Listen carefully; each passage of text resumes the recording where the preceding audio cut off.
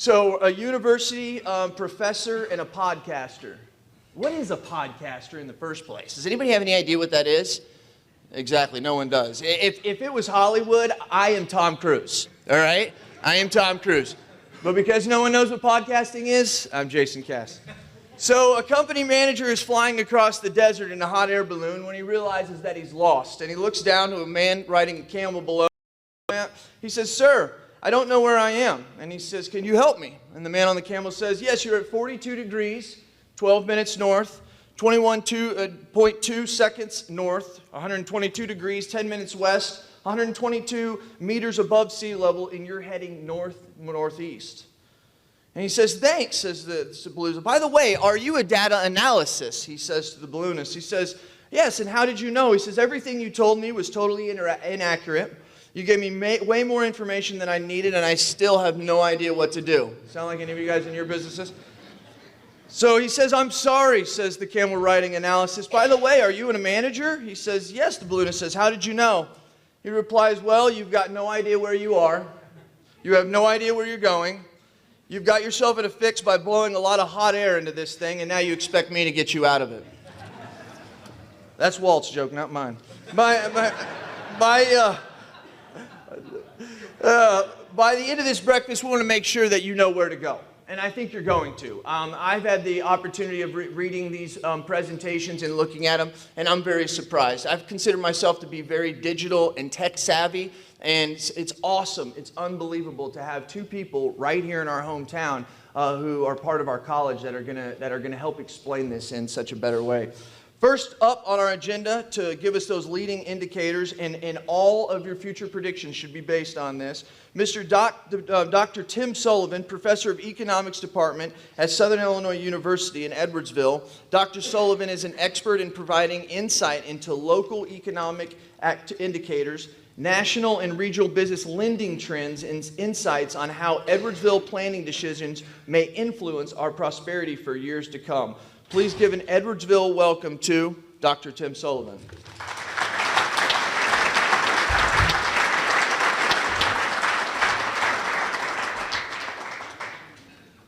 Well, thank you, Jason. You know, a perfect batting average, Walt. Thinking back to playing high school baseball, my father would be so proud. Again, this is my fourth year presenting, and this event just keeps getting better and better and bigger and bigger. And so I'm really happy to be here. It's been so nice catching up with so many of you.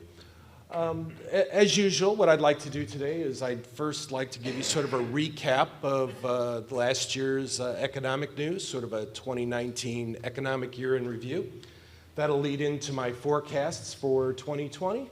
And I always like to leave you with something to sort of think about and chew on as you walk outside of the room. And so I'll close with that this morning. So when I think about the big economic headlines for the year, I think number one thing that I'll remember has to do with the U.S.'s number one trading partner, which is China. And so 2019 saw a general ratcheting up of tensions and threats and counter threats throughout the year. It closed in December with, frankly, both sides sort of reaching the precipice and then looking and saying, let's step back. How that plays out, I don't know that anything was really resolved at the end of the year, but how that plays out, I think, will be one of the more interesting things of 2020. China's the U.S.'s number one trading partner. Canada's number two. Mexico's number three. So my second headline for the year is the negotiation of the USMCA. I don't know how long it's going to take for that acronym to stick, but that's the new NAFTA. And so that's the new trade agreement for the North American economies. And again, I think renegotiating that was my number two headline for the year.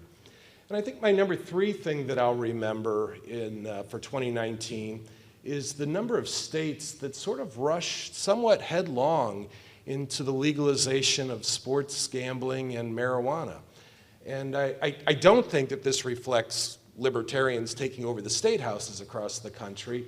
I think what it really reflects, one thing it reflects is a Supreme Court case from a couple of years ago that opened the door for legalized sports betting. But I think what it really reflects is a decision of state houses to try to look for other sources of revenue.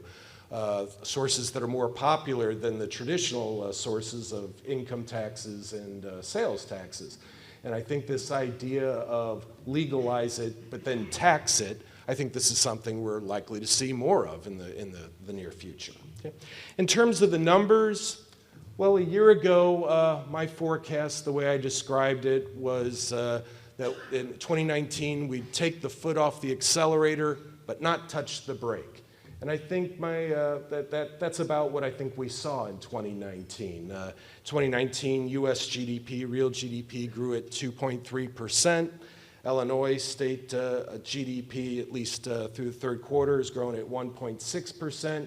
Both of these numbers are smaller, slower growth than what we had seen the previous year.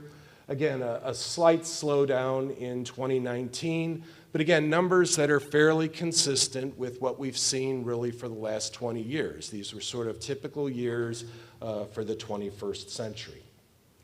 In terms of labor markets, unemployment continued to drop, really to historic levels. The U.S. national unemployment rate for the year was 3.7%. You'd have to go back to 1969 to have a lower unemployment rate than this. And as I always feel I need to point out to people when I give that year, let's remember that in 1969, over 250,000 young men were drafted through selective service, right?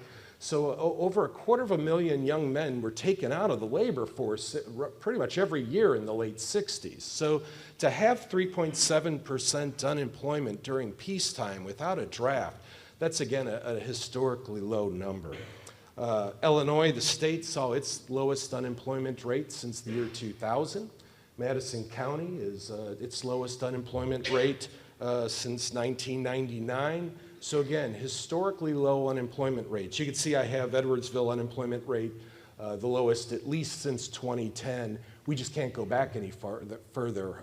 There was a major revamp in the way that the Bureau of Labor Statistics measures the local unemployment rates in 2010. So we just can't go back any further with comparisons. If you're getting your end of the year statements from your financial advisor about your 401k, most of you, I suppose, are getting good news. The stock market had a really good year. The S&P 500 was up about 30%.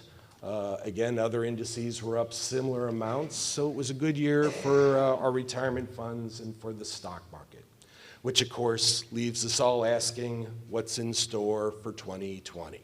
So before I give you my forecasts, I'd like to give a little perspective of this current expansion. Okay? The U.S. economy now has been growing for 22 consecutive quarters, over 5 years.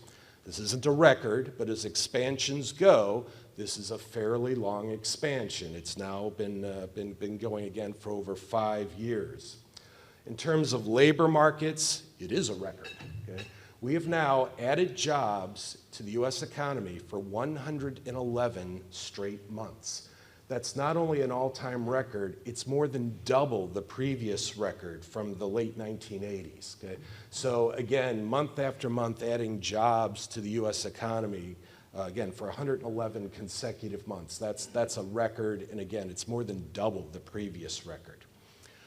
When I was in grad school, unemployment of 5% was called full employment. It essentially meant that an unemployment rate of 5% meant, for the most part, anybody looking for a job, for the most part, could find a job. And we've had unemployment at 5% or lower for 39 consecutive months. Again, not a record, but again, a long time period with historically low unemployment. Okay. So when I look at the numbers, I see a number of things that make me fairly optimistic. And the things that make me optimistic in 2020 are largely things having to do with consumers. So let's remember that personal consumption accounts for about 2/3 of the economy. So if consumers are feeling good and they're spending money, that's a good sign for continued economic growth. And the numbers seem to indicate that consumers are feeling good and they're spending money. Consumer sentiment is at a relatively high level, a level that historically has been consistent with continued economic growth. When we look at retail sales and housing numbers, again, those things are at strong levels that historically have indicated continued economic growth. And so again, I look at these numbers and I feel like 2020, I don't see too much to be pessimistic about, which is why I am still fairly optimistic. Now, if you ask me, well, is there anything, Tim, that's flashing yellow on your dashboard? The answer is, yeah, there are a couple of things that are flashing on the dashboard that I'm certainly keeping an eye on. The first is something that's going on with interest rates. Now, if you were here last year, I talked about this. Don't worry, I'm not going to repeat it. I learned my lesson. I'm not going to talk about interest rates again. But there are things that we see in sort of interest rate spreads that historically have been precursors of recessions. Now, the bad news is these things have been there, sitting there for over a year. The good news is they've been sitting there for over a year, and they haven't seemed to have had much of an effect yet. Okay? Some folks are thinking that maybe these interest rate spreads aren't telling us the same things that they used to tell us historically, and that's why they haven't led to a recession yet. But again, it is something that I'm keeping my eye on.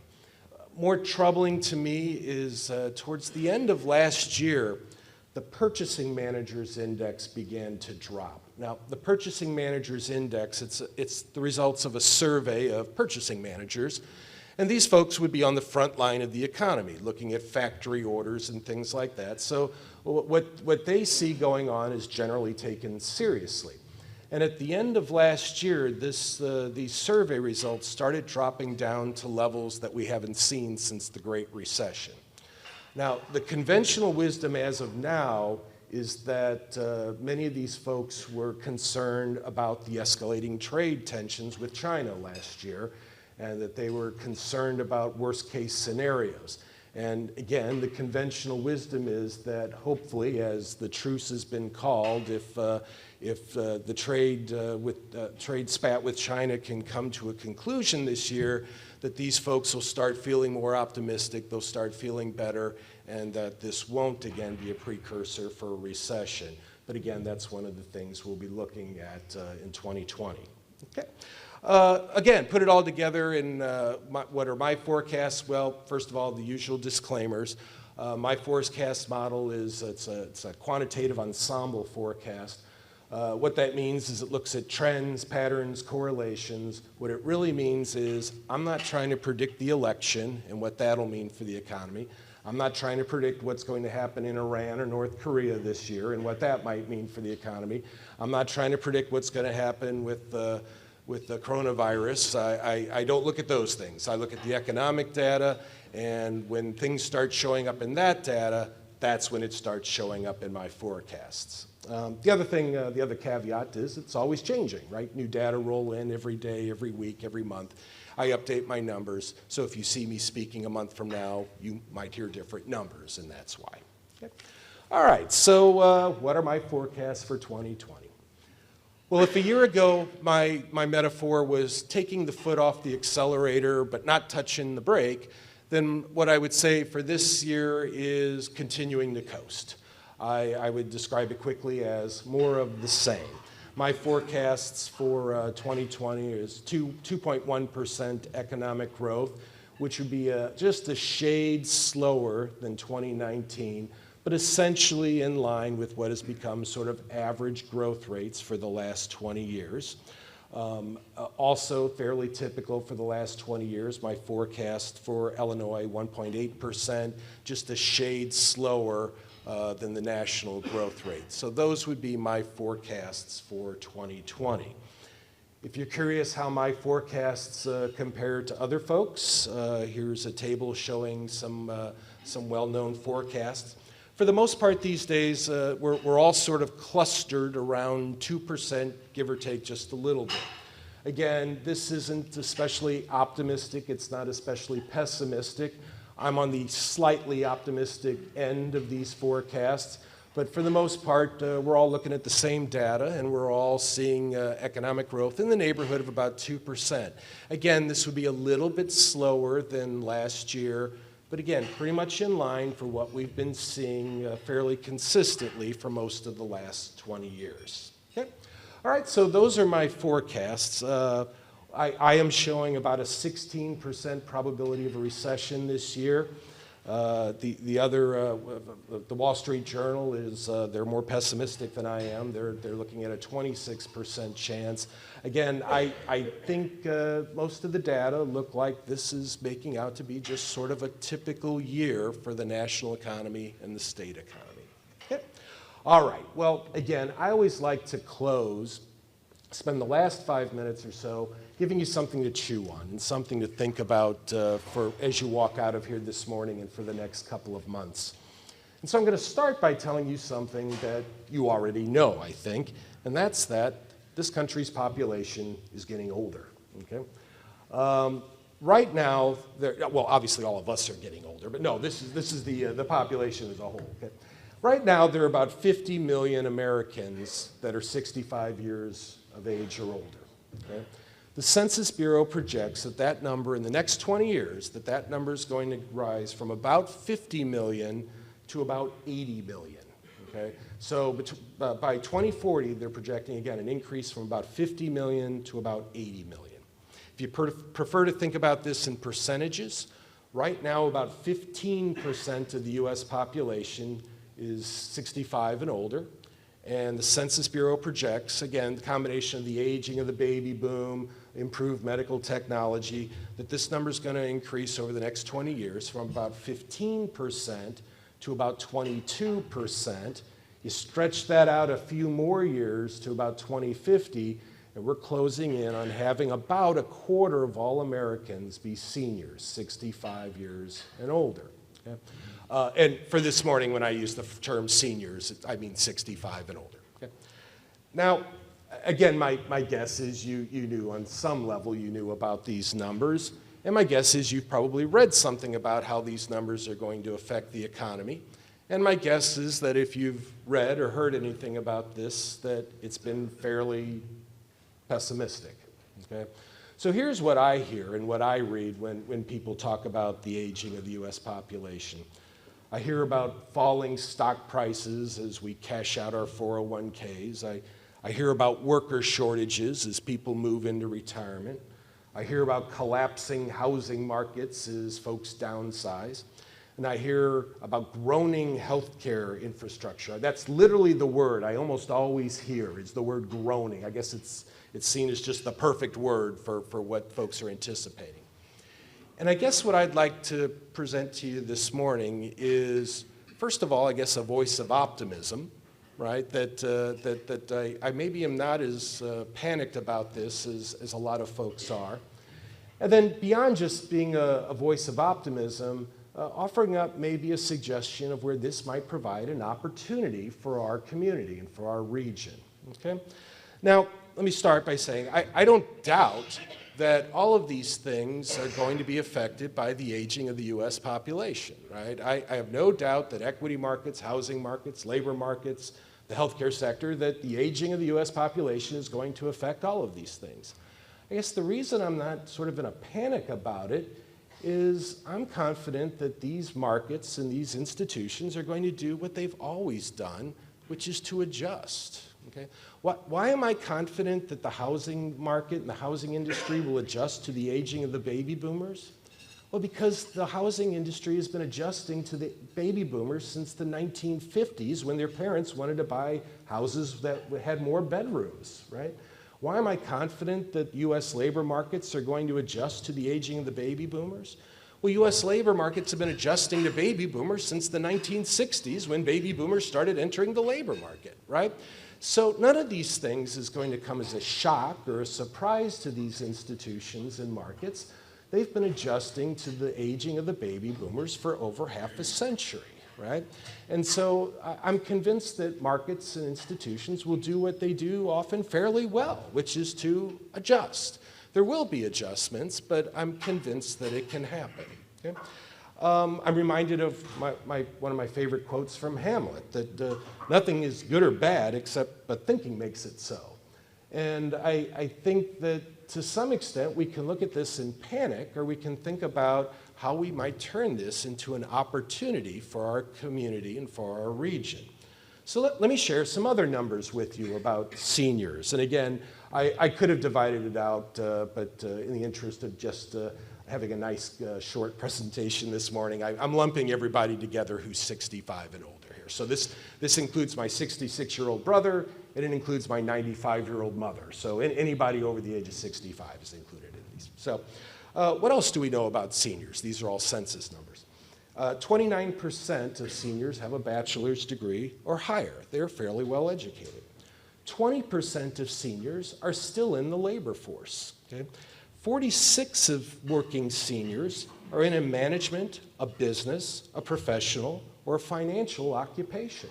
Okay?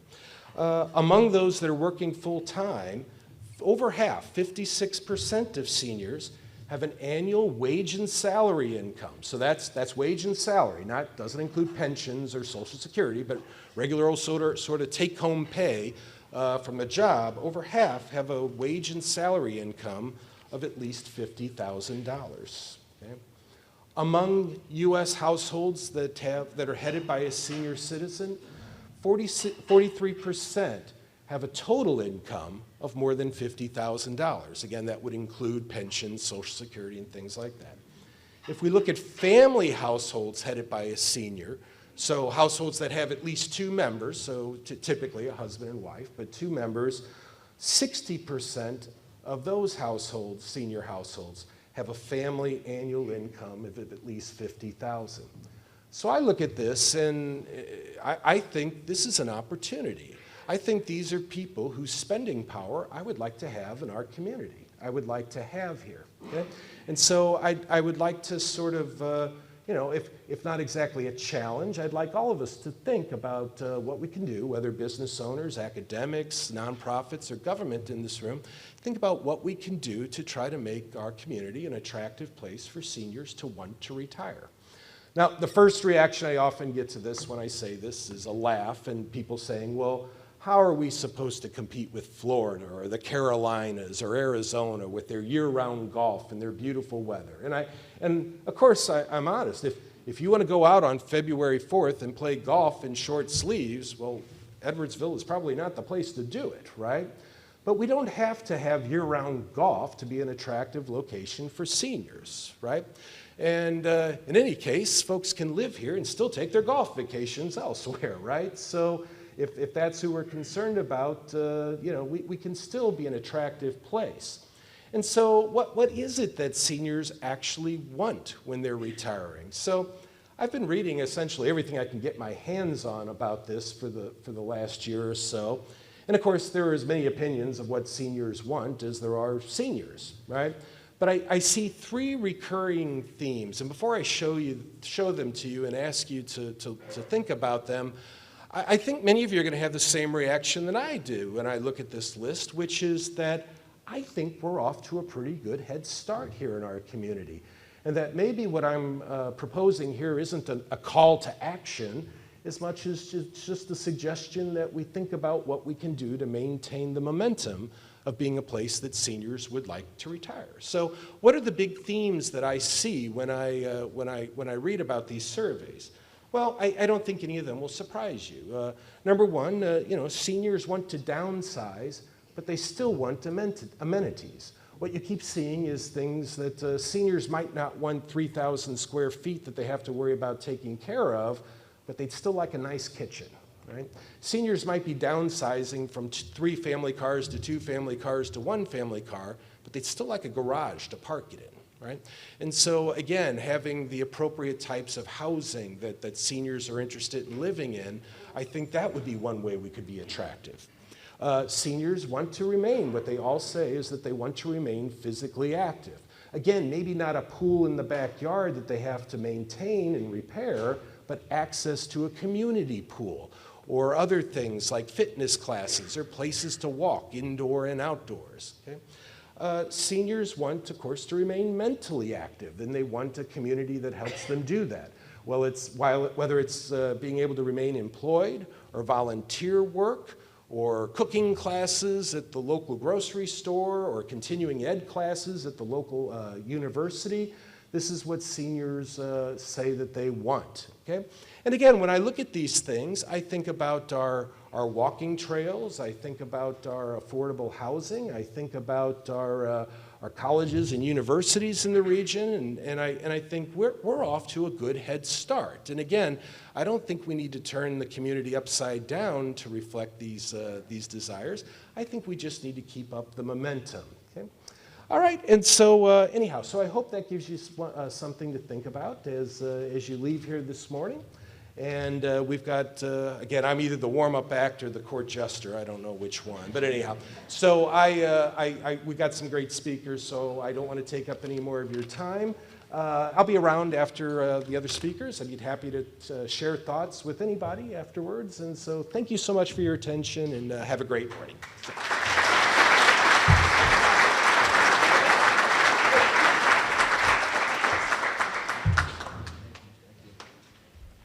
You know, one of the things I think about when I think of seniors as well, on a serious note, is they don't use a lot of our resources, right? They don't use a lot of our schools, like they don't have kids that are in schools. They're probably a little bit less rowdy, I guess you could probably say, right? And so then I've seen other communities out there who have thought about trying to make their community a very senior inviting, and I do. I think you guys definitely have a leg up. You know, what's important is I wanted us to point out, and this is going to be tough, for me to actually stand still when I speak is going to be incredible, so I'll do my best I can.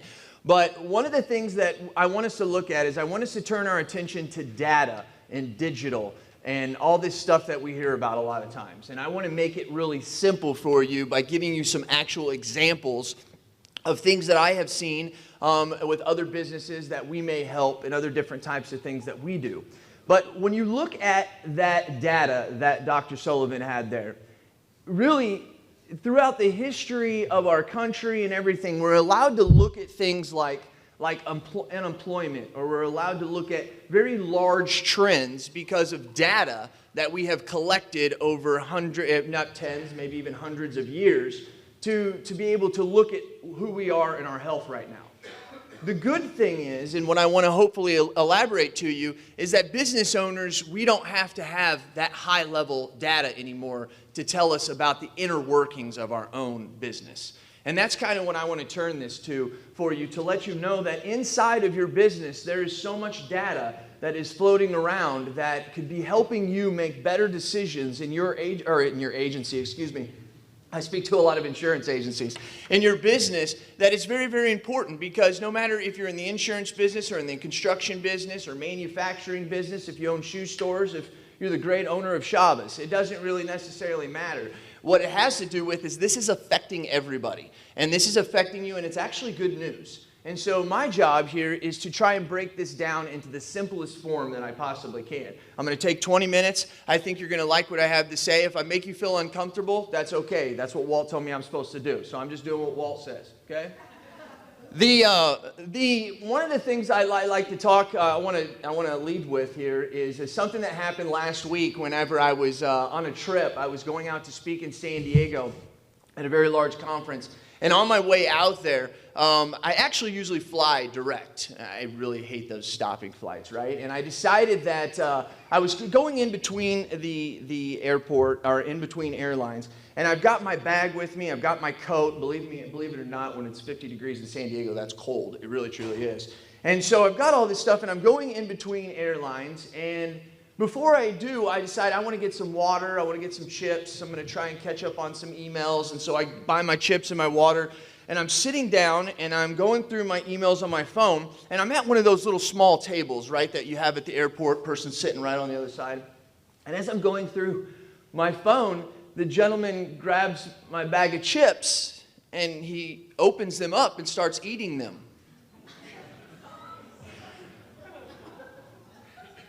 And so I'm kind of looking, and I'm thinking, this is the weirdest thing I've ever been a part of in my life. And so what do? Right? So I just kind of reach out there, and I just kind of grab a chip out, crunch, crunch, just eating it, right? And I'm not going to look at him. I'm just sitting there, and I just feel burning right into my head, right? And I just kind of look at him, and I'm like, what?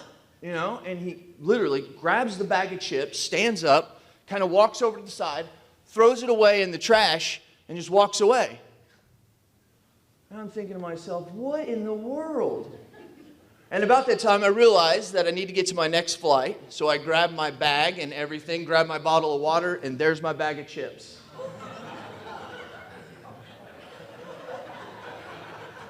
Takes a minute for some people to get it. Yeah, real stuff, real stuff. Make sure those are your bag of chips, right? And make sure you know what's going on. And that's what I want you guys to do, is to realize some of the stuff that's going on. One of the best ways that I can get you to understand is to get you to think. I'm going to challenge a lot of the norms that you have in your brain, and I'm going to ask you for a minute that if you're a shoe store, a restaurant, a manufacturing facility, whoever, just stop and open up your brain and think about this, because I'm going to get real with you, okay? First of all, the most real I can get with you, is my family. This is my beautiful wife. She's sitting here. These are my two boys. One of them still lives in Centralia, and the other one goes to Edwardsville High School. Rylan and Gavin, and my beautiful wife, Andrea. I also like to introduce Travis and Sean. They're with the business that we own. Travis and I are business partners, and I appreciate you guys coming. I want to tell you just for a second my journey, so you get to kind of know who I am. Most of you have no idea who I am. I say this a lot. If I was in Centralia or Mount Vernon, I've probably coached all of your kids in either basketball or baseball or something like that. So it's nice to get to meet you for the first time. But so who I am is, in 2001, I started in the insurance business. One of the greatest industries God has ever created. I say this all the time. The places that I am with my family, I never thought when I was younger that I would be able to have the opportunities that I do. In 2010, I started my own agency. Me and Travis Etheridge are business partners, 3 locations, Centralia, Edwardsville, and Mount Vernon. We help large businesses. So if you're probably paying $50,000, $100,000 in premium or more, we're the people that help you use data to make better decisions in your agency. I actually run and host the largest podcast in the insurance industry. We got about 30,000 agents a month that listen to me. My wife says, what in the world are they listening to? And I'm with you. I'm with you there. In 2015, I wrote the Amazon best-selling book, Customer Service is Just Foreplay. It's the modern customer experience that will separate you. So many businesses in here will say, if I ask you what separates you from the nearest competitor down the road, you're going to say customer service. If you're all in the same town and I'm a consumer trying to make a decision on who I should do business with, and you're all saying customer service, what am I supposed to do? Customer service is expected today. If you do business with Amazon, you expect customer service. For me to brag at my agency that we give good customer service, that doesn't mean anything to anybody anymore. It's the experience that they go through from the moment they first hear your name to when they're buying multiple products from you a couple months to a year later. That is what separates you from the people down the road. And I created Agency Intelligence. It's a platform for independent insurance agents. And right now I'm working on my second book, which is called The Great Separator. And that is what I want to talk to you guys about today. Because if the experience is no longer there, what are we needing to base this on? How is this going to drive change in our agency or in our business? I apologize that I say that every time. But this is important. According to the chairman of Cisco, he says that 40% of all businesses will die in the next 10 years. Now, there's 2 words I want you to pay attention there as you read that. I want you to pay attention to the word change, and I want you to pay attention to the word entire. This is not something that you can just do in your sales department. This is not something that you can do in your HR department. This is something that literally, and I point out the word change because I don't think change is enough. And I'm going to give you some examples of exactly what that means, and he seems to know what he's talking about. Has anybody ever heard of digital Darwinism? You may have heard of Darwinism, obviously, right? Now, we can debate that back and forth. That's not what it's here for, but this is a fact. Digital Darwinism is what is affecting your business right now. And here's what digital Darwinism is. Digital Darwinism is the evolution of consumer behavior when society and technology evolve faster than your ability to adapt. See that last word there? Adapt. That's the word that you have to pay attention to. Because that is real. You know, we've always heard before, like survival of the fittest, right? If I'm a large business, I probably have a lot more opportunity to be able to wrestle out the little guy, right? Survival of the fittest. It's what Charles already said. But really, he didn't say that. He really never said that. He said it's not the strongest of the species that survives, nor the most intelligent that one survives. It's the one that's most adaptable to change. That means if I'm a 50-person lawyer firm and I'm trying to outrun a guy who's got 3 or 4 lawyers, the fact that you have 50 lawyers means nothing in this digital age. The fact that you are big and you have a large balance sheet doesn't mean anything in this age. Because these people did. And I think they're probably bigger than you. And they're not here anymore. This is real when we talk about digital Darwinism. And one of the things about it is I know it sounds weird, you just don't have a choice. You don't have a choice of, well, I think I'm going to set this one out. Or, well, I don't think this is really big for me. I think it's ginormous. But for the first thing you have to think about is the first word I told you to pay attention to, which was change. There's a very famous man. His name is Daniel Burris. He's a very famous futurist. Actually is the special counsel to the Joint Chiefs of Staff for our United States government. He told me this. He said, Jason, if we continue to change, we are going to continue to fall farther and farther behind. I said, what does he mean? He says, Jason, it's not change, it's transformation. That's the deal. I said, what is transformation? This is the exact example he gave me. He said, that's what we used to get our music on. For any of you guys younger than me, that's a vinyl record. Okay? Then they made 8 tracks. A lot more easy to be portable, right? That was a change in the way that the music industry was delivering their music to us. Then they went to cassettes. Then they went to CDs. But what changed the game? These 2 companies. Those 2 companies beat Capitol Records. They beat Columbia Records. Just absolutely annihilated them. Took them to their knees. Said, we're not paying you $17 for a CD anymore that we get 1 song off of. We're going to be able to buy the whole thing if we want. And we're going to pay $15 a month. And Jason can let 5 of his family members do it as well. Now think about that in 1999. Capitol Records was laughing. Matter of fact, Blockbuster actually is on record in 2009 in their corporate meeting stating that anytime this Netflix craze will be over. 18 months later, they declared bankruptcy. Right? This is digital Darwinism. It's alive and well right now. And there's companies that are a lot larger than us that are falling to companies that are a lot smaller than us. And that's important to know. It's really important to know. I won't go on too long about it, but it's business intelligence. You've got to be able to start, you've got to listen to what Dr. Greg Busman is going to talk about as far as the business intelligence and actually using data that you have in your agency or that you have in your business right now to make a difference. You really do. Travis was telling me about a story just yesterday where he helped a guy actually just looking at his own insurance differently using data, took a $600,000 insurance policy to $389,000. You're doing nothing but using the data that he currently has, showing them how to use the business intelligence. And there's 3 things that make up business intelligence. 3 things, and I'm going to give you an example of each one of them. Data, people, and process. If you're a business owner, these are the 3 things. You build everything off of this and you're going to be fine. I promise you. Let me give you an example of, make sure I've got these are 3 scenarios where data is transforming P2P. Not B2B, not B2C, not C2B, P2P, people to people. That's what digital is doing. It's erasing the lines between business, government, and consumers. It's called consumerization. If you want to write that down and look it up, it's pretty fascinating.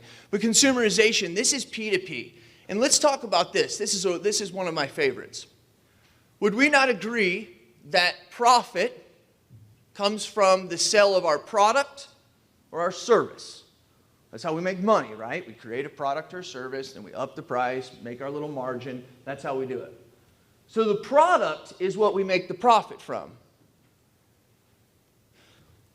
Have you ever noticed that if you go to Best Buy right now and you buy the brand new TV they have, it's like 65-inch screen, ultra high definition, curved, the thing will talk to you 7 different ways and find your shoes for you if you want, right? And have you noticed that that thing costs $789 and it just came out? Remember when the TVs were $4,000? Remember, well, it's because technology costs so much. No, it's because they had a profit margin that they had built in there. And technology really has not gotten too much less expensive. A lot of the alloys and the metals that you need to make are really becoming very rare. So the technology, yes, why it got better, was not the main driving factor. Today, TVs, they try to sell them at cost, what they built them for. Where are they getting their money? From you. You're going to own that TV for 10 to 15 years, and they're going to sell the data of you using that TV, and they're going to make 5 times the amount of profit they did before. Now think about this. If I started this by saying that profit comes from the product, who's the product? Does Facebook charge? Twitter charge? LinkedIn charge? You remember that silly app that we had this summer where you could look at it and it made you look old? And if you were old, it just made you look older? Right? I call that the Russian face scanning app. That's what I did. Somebody created that not just to make everybody laugh and say that I have an app. They wanted us to scan our face in there so that they could use it to build their facial recognition technology. That was the reason we did it. But boy, we thought it was cool. And don't get me wrong, I did it too. I'm not saying that you were silly if you did it. But I'm trying to reframe your brain into letting you know that, folks, we're the product today. We are the product. The employees that you have in your office are the product. And that's how we have to start seeing this, because the other businesses didn't, and some of these other businesses did. And that is a main driver. Does that make sense? Does that make sense? Good, because if it doesn't, I'm not going to say it again. It's what it is. So the IBM, we do a lot of work with IBM on a lot of the data collection and the data analysis. One of the things I want you to know is when people say to me, they say this all the time, what is the type of data that I should be collecting? Not phone numbers, not addresses. That's not the data we're talking about that's going to change your world. The data we're talking about is what we call unstructured data.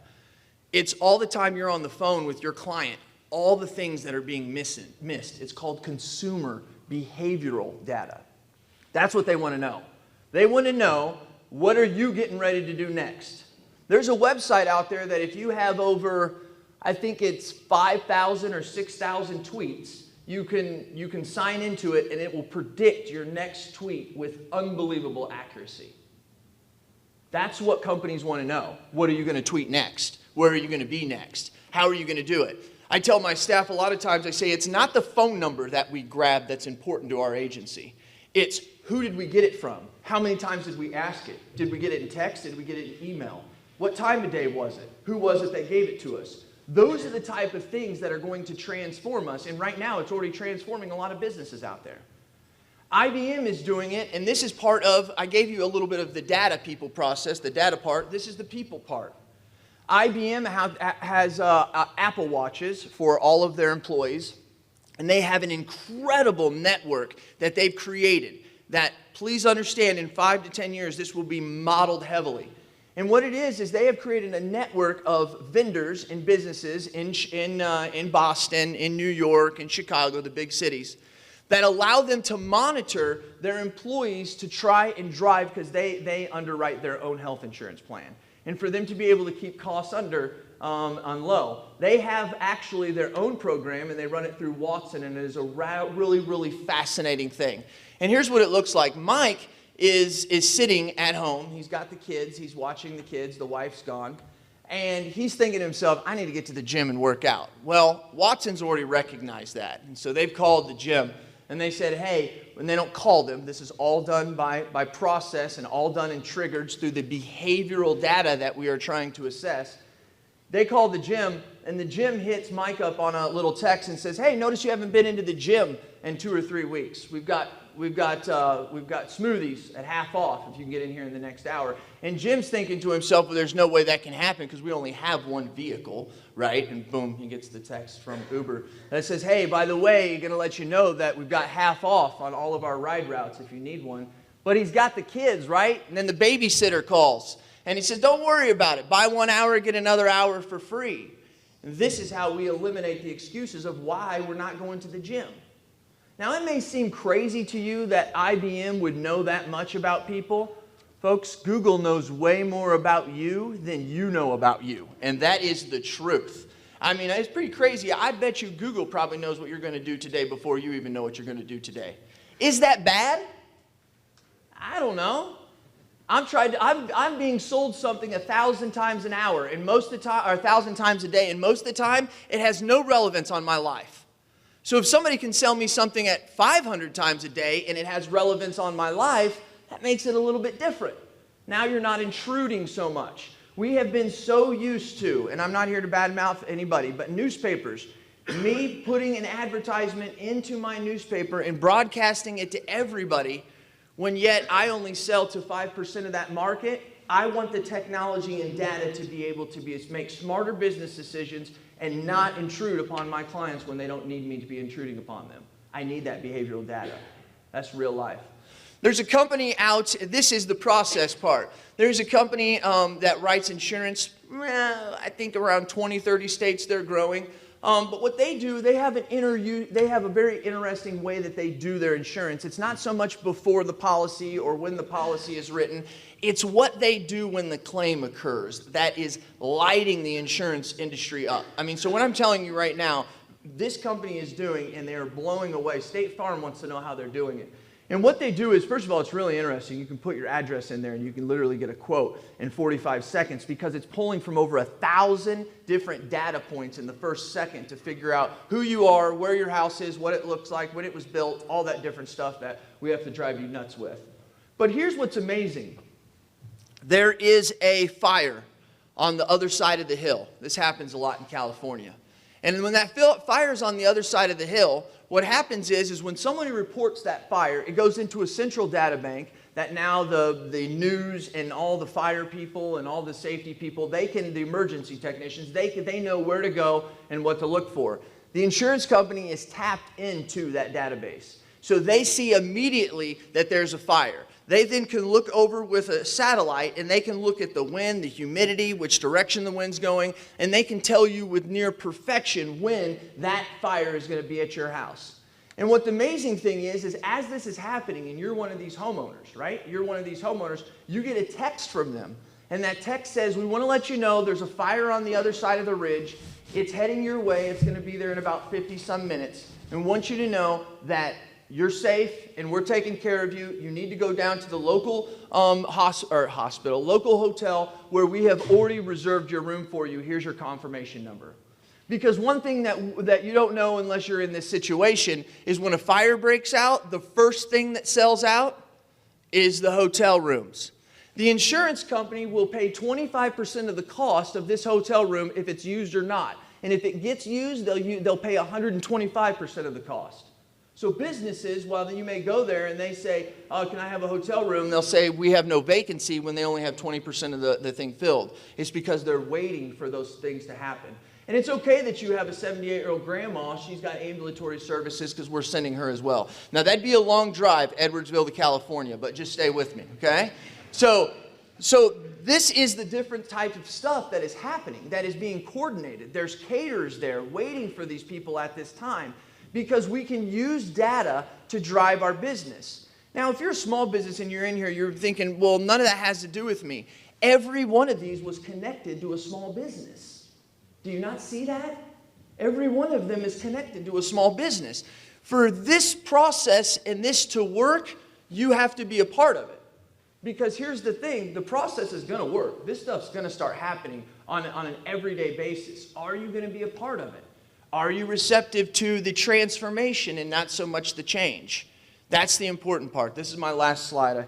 And this is the thing that I love that we try to help people know. Because right now, any business in here, you're in one of these 5 stages. You're in one of these 5 stages, and it's okay to realize where you are. Because a lot of you that are down here on stage 1, stage 2, stage 3, you're really not believing in data yet. But you haven't met somebody who needs to show you how to utilize that data to increase your business practices. Here's the thing that we want people to know at the Insurance Alliance, and we say this every day. You keep trying to think of how to use data to affect your consumer. We want you to start using data to see how it's going to affect your business, and then your business can affect the consumer. You can't do the consumer first if you don't have your own house in order. Does that make sense, everybody? That's just a small part, very small part of the great separator. And that's all I have for you, and I'm your host. Thank you very much.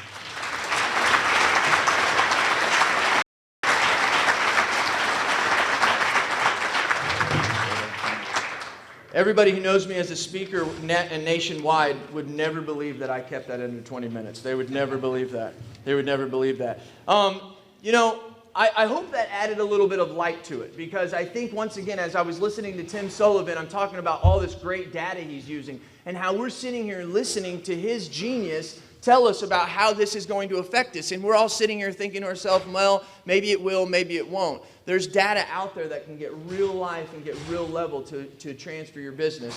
And we're going to keep on with this when I'm going to give an introduction to our keynote speaker. Mr. Dr. Gregory Busman is the Dean of College and Arts and Science at Southern Illinois University at Edwardsville. Dr. Busman is an expert on all kinds of stuff. He was blowing my mind just this morning. So with that, I'd like to bring Gregory Busman up to the podium to talk about how you can take part in the big data revolution. Please give an Edwardsville reception to our keynote speaker, Dr. Gregory Busman. Thank you, sir. Thank you, brother. Thanks, Jason. Really appreciate everybody being here, and really love that talk that Jason, because it's going to lead into so many of the things that I'm going to talk about the data revolution. And it's something that, as he said, it's transforming things, it's disrupting things, and we're going to talk a little bit about some of the history of that transformation. And so I first want to start with just a little bit of background from myself. So I actually was born in Chicago. My folks moved down to Tampa in 1960, very early on. And I got my degree from the University of South Florida. I got a theoretical computer science degree that concentrated on pattern recognition. Got my PhD in math and probability and statistics. And worked for Martin Marietta. And doing all sorts of work in predictive analytics. And I've been in the Southern Illinois system for almost 30 years now, in the Carbondale campus and Edwardsville campus. And so it's been a great career, and it's all been focused on predictive analytics and the things I'm going to talk about today. But I want to talk about really my hero, and my hero is my father. My folks were actually children of the Depression, born in 1920. And neither of them actually even graduated from high school. So I'm a first-generation college student.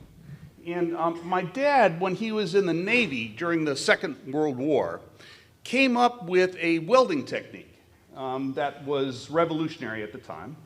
Came back to Chicago after the Second World War and met someone who was involved in business in the Chicago area. And they started a business together called Sherway Industries. And eventually decided that the business climate in Tampa, in Florida, was something that they wanted to get involved in. They moved down there. Now, their Sherway Industries is their catchphrase was, "We can fix anything but a broken heart." And but my dad was someone who just the hardest work. He's my hero, hardest worker I've ever met. And did things so that he was going to be a part of the business community in Tampa. And I grew up in that environment. And one of the things he did was he expanded Sherway Industries into a lot of different areas. Now, I don't know, is there anybody here who is in sort of heavy industry, welding? Any welders in the room? Any folks who do welding? Okay, probably not. But in the 1970s, I don't know how many people remember that there was a huge steel crisis in the country. There was a big steel shortage in the country, and my dad was in heavy industry, did welding, and started a welding supply company just before the steel crisis hit. And it was something that I remember sitting around listening to him at the dinner table about how worried he was about the business climate at the time. Because his industry, his company, had all sorts of things that the steel industry affected. And he would sit around and say, where am I going to get these welding rods? Where am I going to get my welding rod that I need to move forward? Well, how many people remember the Sears Roebuck catalog? How many people remember the Sears Roebuck catalog? Now I'm, born in Chicago, grew up. My folks, lived in Chicago for most of their lives. Still have family in Chicago. And the Sears Roebuck catalog would come both in the spring and the fall, and it was about 4 inches thick. Do you remember that? It would come in 4 inches thick. And my mom literally would memorize that thing. I mean, she knew every 1,500 pages of that Sears Roebuck catalog.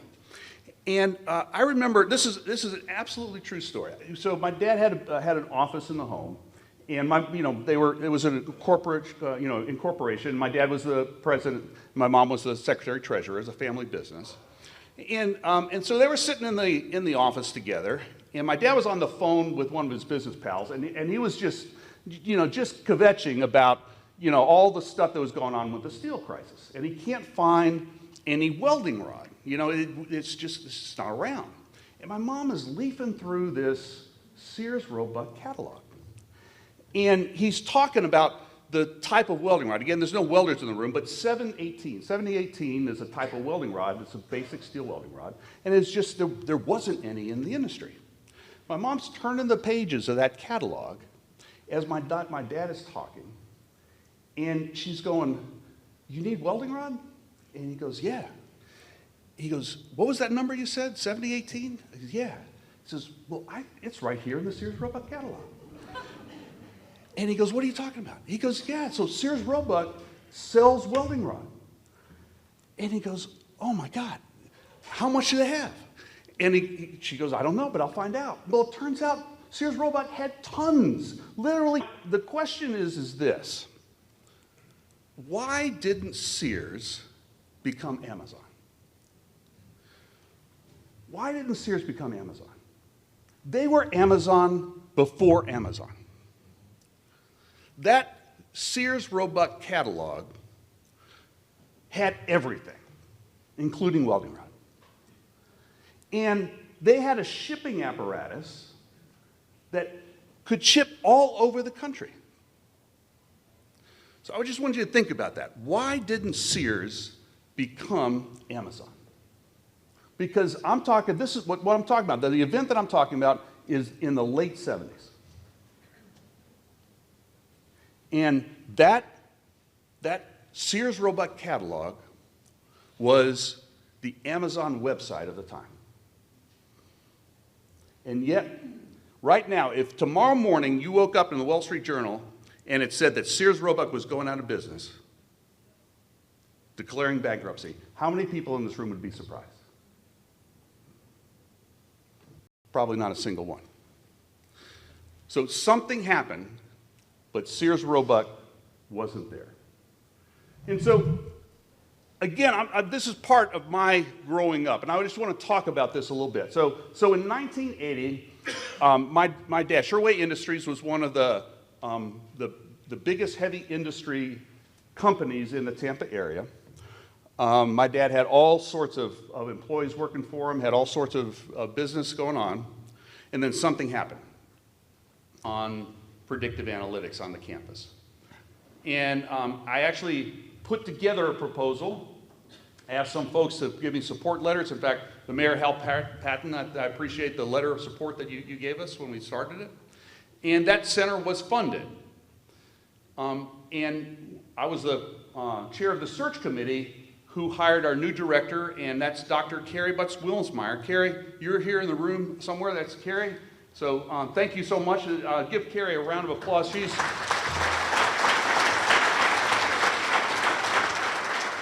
We were so pleased when she accepted our offer. She was a researcher at the University of Illinois doing biostatistics and predictive analytics, and the fact that she left the University of Illinois in a great position and came here to Edwardsville to be the director of our center, I think is a testimony to the potential here at SIUE and for the center. And Carrie, so I thank you for taking our offer and coming here. So Carrie is absolutely, she has hit the ground sprinting as the director.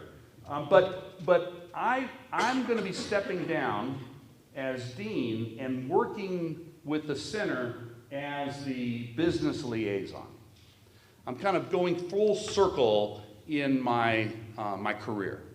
And I started off in industry doing predictive analytics for Martin Marietta Aerospace, and I'm going to come back to that now, doing business and predictive analytics. Now, everyone knows that we do have a great business analytics group in the School of Business, and Janice Joplin, where are you? So Janice here is our Associate Dean in the School of Business and is the point person for the Business Analytics Group. So Janice, thank you for being here as well. So, there is a great analytics group at SIUE that is sitting, waiting to help you do this.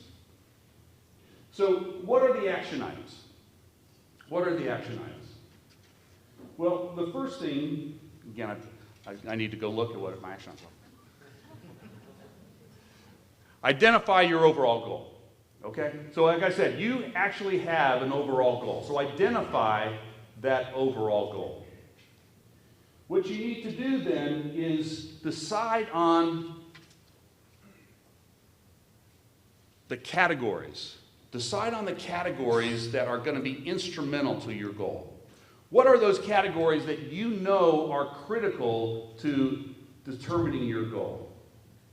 So for me, it was those students in those green, yellow, orange, red categories.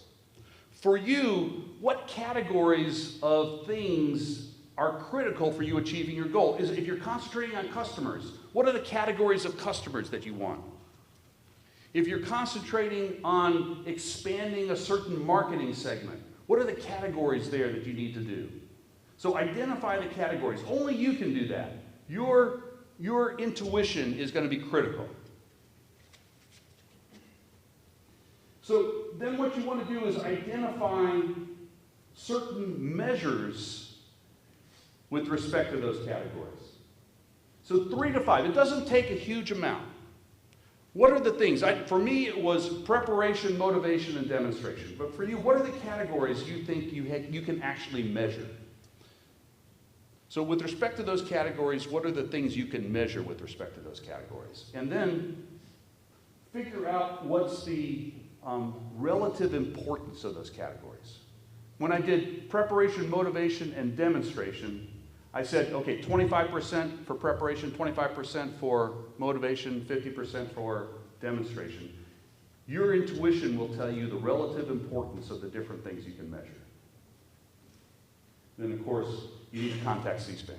So CSPAN is the Center for Predictive Analytics. I'm going to be the business liaison, and I'm looking forward to helping businesses in this area use the data revolution. As Jason said, if you're not already using this, if you're not already doing the kinds of analytics, you may in 10 years be replaced by someone who is. And it doesn't have to be black box. It doesn't have to be something that you're not involved in, because human intuition and your business expertise is absolutely critical to the whole process. And we're here to help at SIUE, both in the School of Business and at the Center for Predictive Analytics. And I look forward to hearing from you and working with you to take advantage of that data revolution. Thanks so much. Thank you very much. Thank you very much. That was good stuff. That really was good. I loved how you laid out some of those examples. That's the stuff that makes it real. One of the things that I remember, as Dr. Busman was saying, a lot of people that I look up to in this arena. And one of the gentlemen who I think is incredibly smart, I said to him one day, I said, what is the future, right? For business and for people, what is the future? What's the strongest thing? And he said, Jason, it's really simple. It's relationships.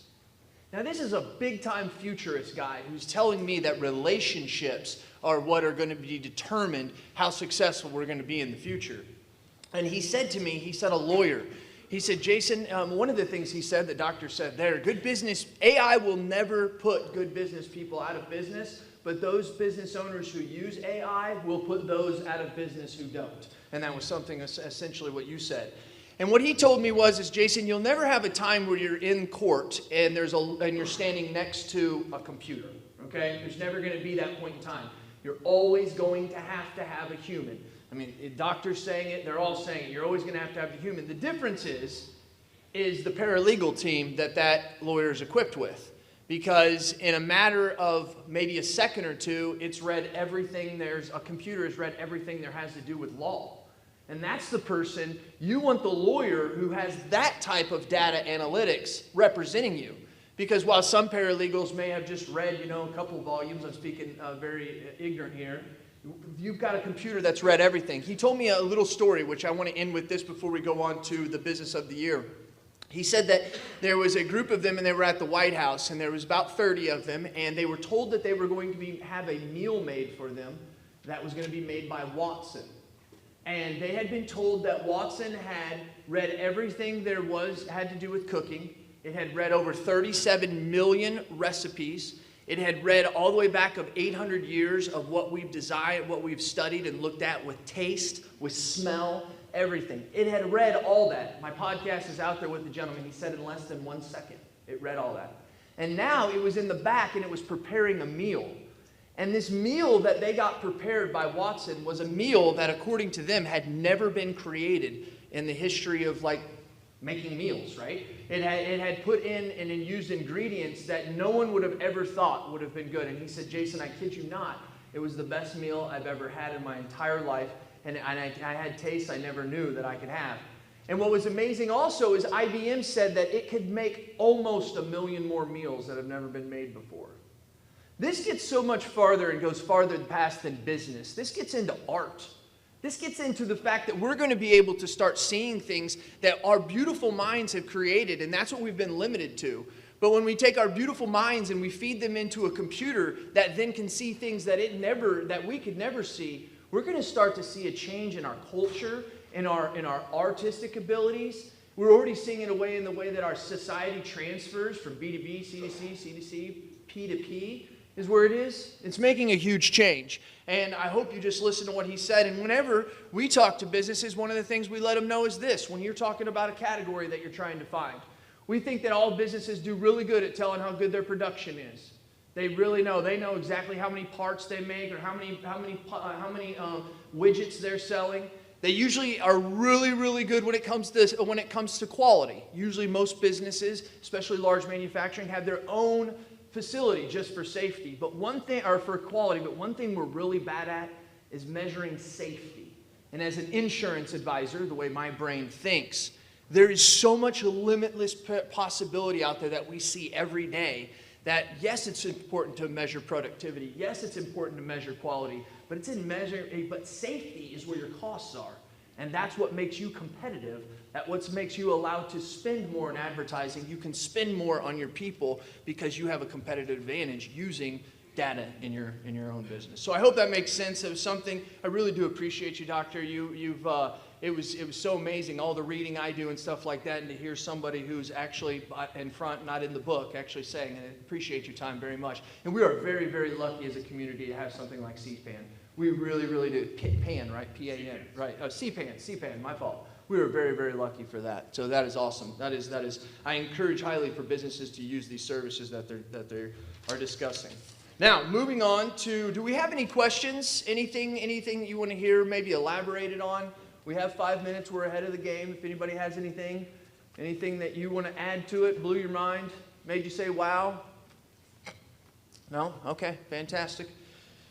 We just did such a good job. We just knocked him dead, Doctor. Just knocked him dead. I would now like to bring Mayor Patton back up, please, as he is going to, as we close this out, he's going to close it with the Business of the Year Award. Mayor?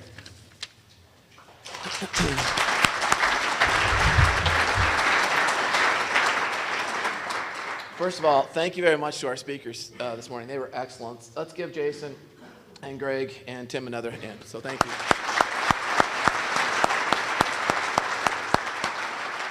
Now, if I can tease them a little bit, after I thank him, I want to tease them a little bit and say that, so Jason's telling me that my patients are getting a text that 9:30 appointment that they were supposed to see me at, probably going to be a little late because I was at the forecast breakfast, and I'm always late, right, running from that. And then in Greg's category, I'm going from green to red because patients are not happy. But the really one that I want to focus on, because this parlays into the business of the year, was in Tim's presentation this morning. He talked about the groaning healthcare industry. And I thought about that word. It didn't sound very good, groaning. So I thought, okay, I'm going to take his other two comments, growing and adjusting. So if you take a growing and adjusting, you kind of get groaning. Sorry, Tim, I had to steal that. But I think our business of the year would appreciate that analysis because that's exactly what they're doing. They're a growing company. They're adjusting to trends. We don't like traveling long distances for our healthcare providers. We don't always want to go to St. Louis when we have a need. So Anderson Hospital has been serving our area for 4 or 5 decades. And it's important that they grow and adjust to the healthcare trends. So that's exactly what they're doing. The business of the year, we typically give it's not only for vertical construction, right? Everybody's happy with building permits and brick and mortar and construction jobs. But this expansion that they're doing into our community provides us and our residents with improved health care, with quicker access to health care. But it also provides a tremendous amount of good jobs. And with those good jobs become new residents to the city of Edwardsville. So I certainly could go on a little bit longer about this particular group because I have the opportunity to deal with Keith Page and Mark Shawshak at a number of different organizations. But they're two fantastic individuals, and I know they have their team here today. So with that, I'd like to present the Business of the Year Award to Anderson Hospital.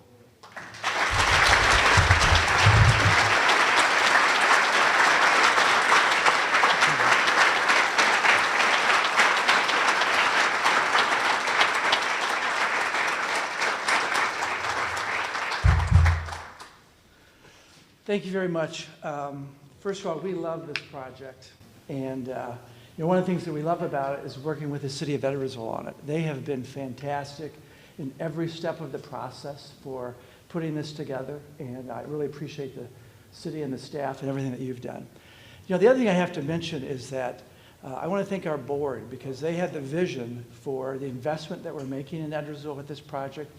We have a pretty substantial campus in Maryville, but one of the things, just that Mayor had mentioned, healthcare is moving faster than ever toward accessibility and convenience. And so being able to push our footprint further into the Edwardsville community is fantastic. It's what we want to do. And our chairman of the board, Mark Shawshak, and the rest of our board, thank you for their vision to do that. The other thing that I want to mention is that we have a great partner. So the first phase of this project is a surgery center and also a specialty clinic in conjunction with Cardinal Glennon. And today we have the Chief Operating Officer and Chief Nursing Officer from Cardinal Glennon, Kathy Donovan, here today. And so we thank you for being here. There's nothing like this on this side of the river. We're putting services in this project that are unique and also the kind of services that this, I think, community is really going to benefit from. So we appreciate them. And, we were kind of, I think, in early on the town center, project. We saw that that was a place that we wanted to be. About almost 5 years ago, we bought 10 acres of property near the corner of Goshen and District Drive. And we liked it so much last year we bought another 5 acres, so we now go to the corner of District and Goshen Drive. And so under construction today, if you haven't seen it, we have our surgery center project. It's about 14,000 square feet. We'll have both the surgery center and a very large clinic that Cardinal Glennon will bring out their specialists from St. Louis, and they will perform outpatient surgery at that clinic. We'll also, of course, do adult surgery at the surgery center as well. And then that will actually be completed about June. We'll do a ribbon cutting for that project in June. And about that same time, we have a groundbreaking that we're going to be is going to take place. That's for Anderson Rehabilitation Hospital. This is the first dedicated rehabilitation hospital on this side of the river. It'll be a 34-bed facility. We're doing that in a joint venture with Kindred, and it's a $24 million investment in that facility. That will open summer of 2021, and there is more to come. We have plans in the next 2 to 3 years. We'll be putting up a pretty significant medical office building on that property that will kind of consolidate some of our services that we have and also expand further services to that site. We love it that it's just across the street from a middle school and an elementary school and right in the middle of residential areas, and so we're going to make sure that we put services there that make sense as well. And then more to come. We will be continue to invest in that as we do with our main campus. But again, thank you to the community of Edwardsville for your support over the years. We can do this because you have been so supportive of our organization, and we are proud to be a part of it. So thank you.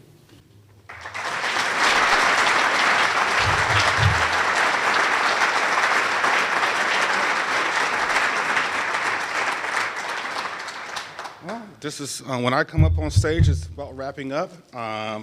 First of all, a shout out to our sponsors, TWM, Illinois Business Journal, and Anderson Healthcare. So we really appreciate our sponsors for making this happen. Thank you.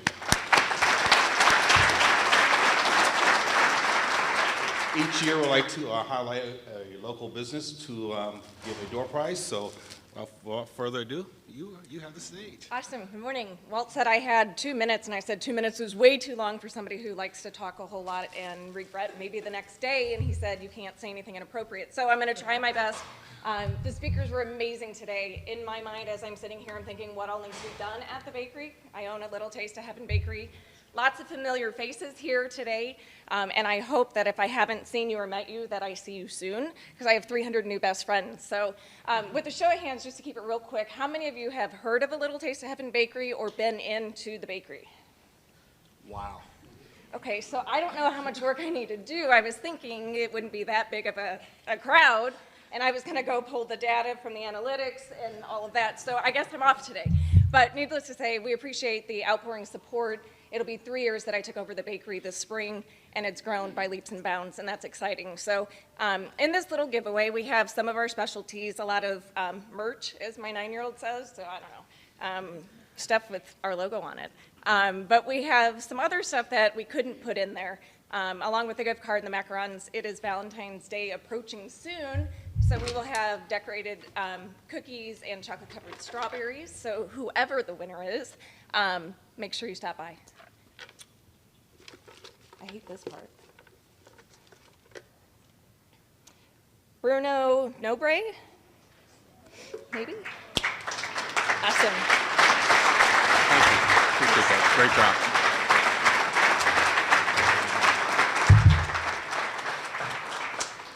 And with that, that concludes our 6th annual Business Forecast Breakfast. Thank you, and have a wonderful day. Drive safe.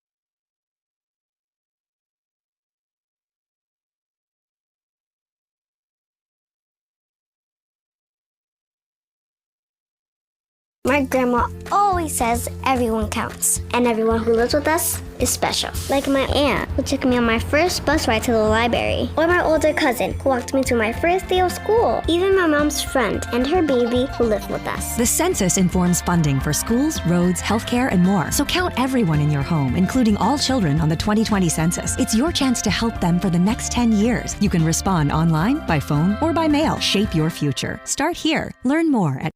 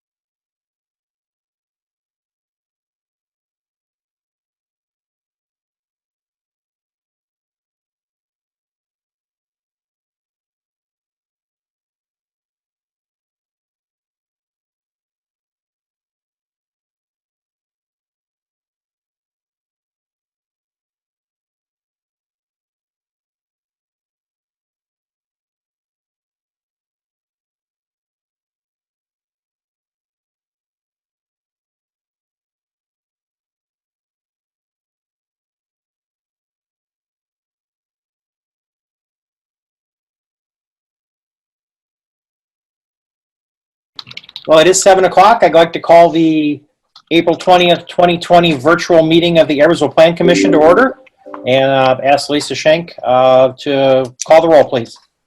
Mike Bowling. All right, I'm here. Greg Coffey. Here. David Gerber. Here. John McDowell. Here. John Mullane. Here. Mike Pearsall. Here. Ryan Pepper. Here. Beth Schleter. Here. Carrie Vincevich. Here. Kevin West. Here. Thank you. Second item on the agenda tonight would be public comment. Emily, has there been any public comment? We did receive an email from one person asking for additional information on one of the cases. However, I am not sure which case it is. Two different staff people have tried to get in touch with this person to try to talk to them and answer their questions with no success. So we've tried. We're unsure of what case they had questions about, and hopefully they're watching tonight and can get their questions answered. Okay, thank you. In your packets, you were emailed the minutes of the March 16th regular Plan Commission meeting. If you had a chance to review those, are there any additions, corrections? Correction to the location. Yes, noted. It did, the standard City Hall location was listed. We'll get that fixed. Okay. I also, corrections to the PUD public hearings B and C. Public input was requested for both of those public hearings, and there was no one to speak in favor or against. There was no one from the public in attendance. Okay, we'll make note of that. Okay, thank you. I have a motion to accept with those corrections? So move. So moved. Second. Second. Motion by Schleter, second by McDowell. All in favor? Aye. Aye. Okay, motion carries. Okay. Land use cases. Case number 2020-10 and 2020-11, my apologies. Preliminary and final plat for the re-subdivision of Lot 2 of 157 Commercial Plaza. The developer is Dietrich Bank. The engineer is TWM. Since this is a preliminary and a final plat for the same project, staff will give one report, and then the commission will vote on the preliminary plat and then vote on the final plat. Emily? All right, thanks, John. I will go ahead and get started with both of these cases given as one presentation, both a preliminary and final plat. So the property owners of this piece of land is Dietrich Bank. The property is currently zoned B2 Commercial Business District, and it's just over an acre in size, approximately 1.14 acres. The 2010 comprehensive plan identifies this parcel as commercial. And you see a map here on the right side of the screen with utilities. This parcel of land is located at the intersection of State Route 57 and Butler Boulevard. It's on the west side of, northwest side of that intersection.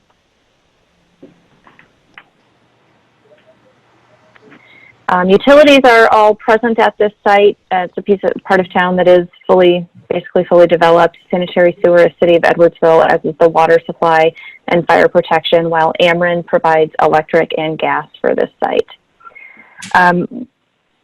4% active or passive green space is required since this is a commercial subdivision, but the developer is proposing 9.5% passive green space, which will be located along the 157 frontage. So they're exceeding the minimum green space requirement.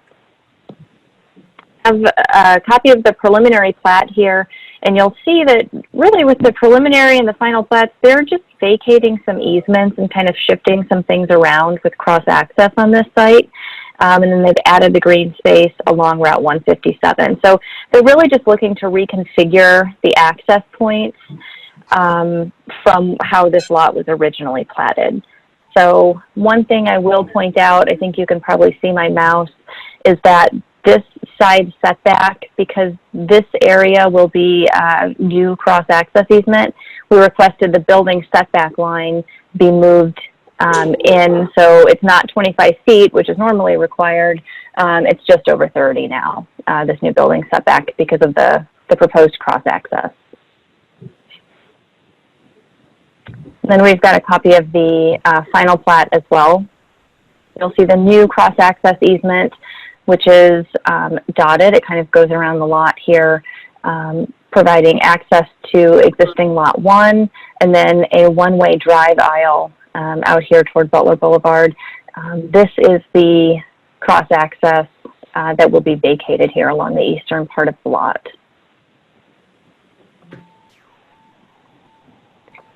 And this is a copy of their site plan. It's not the responsibility of the Plan Commission to review and evaluate a site plan like this, but I thought it was helpful just so you can see the orientation of the building on the site, and so that these cross-access easements start to make a little more sense with how everything will be placed on the site.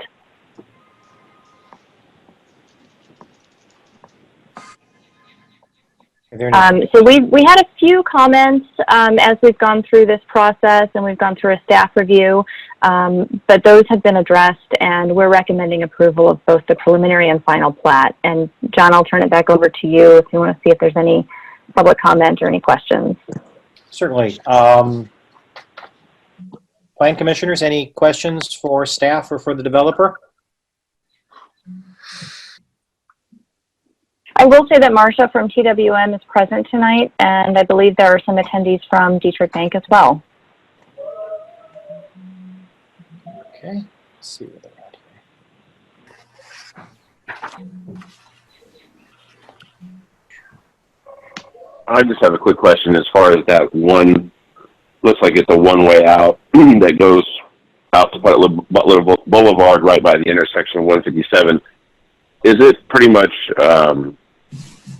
an ordinance or whatnot to where there'll be signage just to say, do not enter here, or will it be known to people coming into Butler Boulevard that that's not an entryway?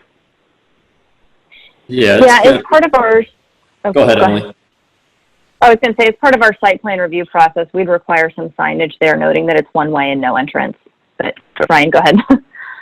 I was going to say, we also did reach out to IDOT just with the proximity to 157. They were good with it, also as it lines it up with the access drive directly across the street from it as well. So IDOT had no problems with this as well.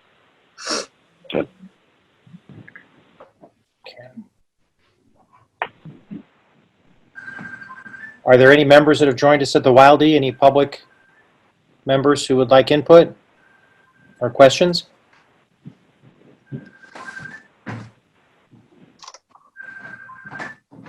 Okay, hearing none. Any other questions from plan commissioners? If not, I'll entertain a motion first for the approval of the preliminary plat.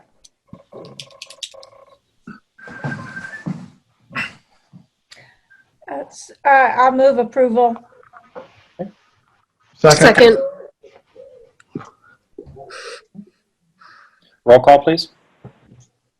Mike Bowling.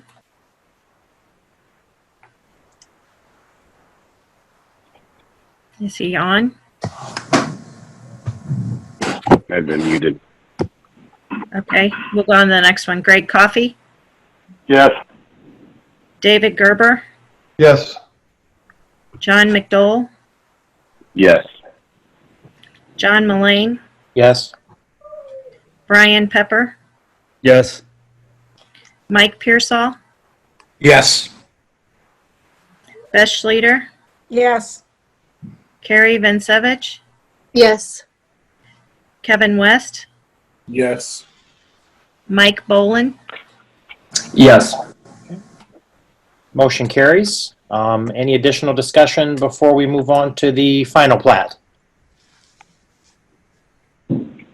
With none, I'll entertain a motion for approval of the final plat.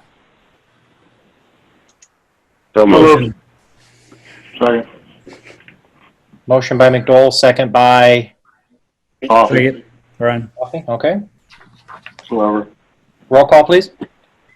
Greg Coffey, Yes. David Gerber, Yes. John McDowell, Yes. John Mullane, Yes. Brian Pepper, Yes. Mike Pearsall, Yes. Beth Schlater, Yes. Carrie Vincevich, Yes. Kevin West, Yes. Mike Boland, Yes. Okay.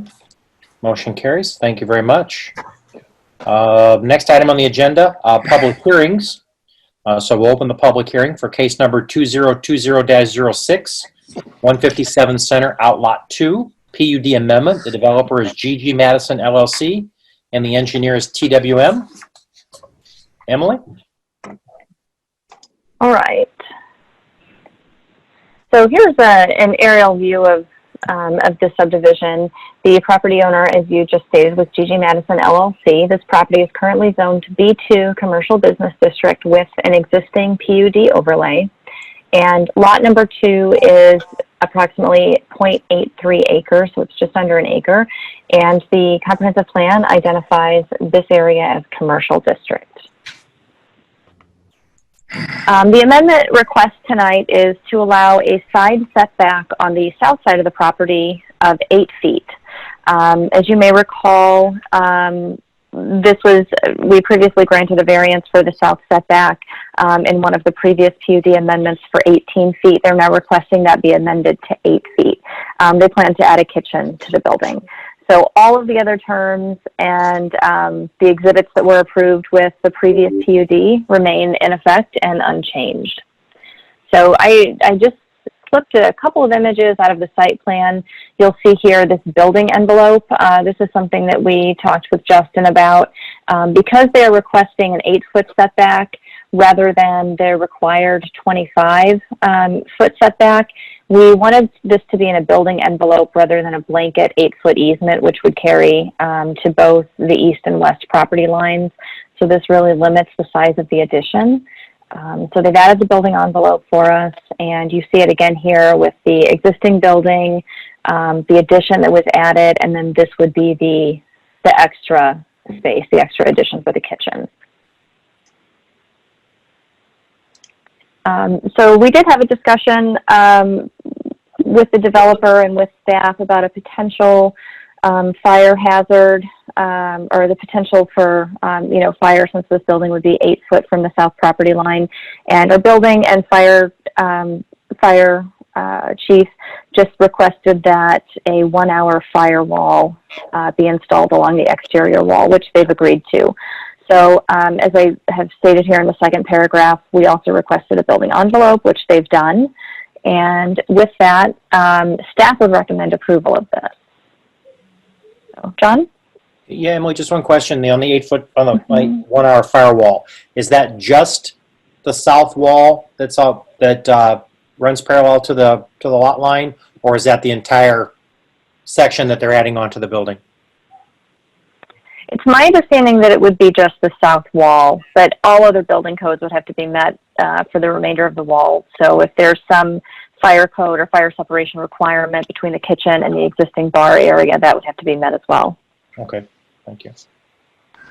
Any questions from the Plan Commission for staff?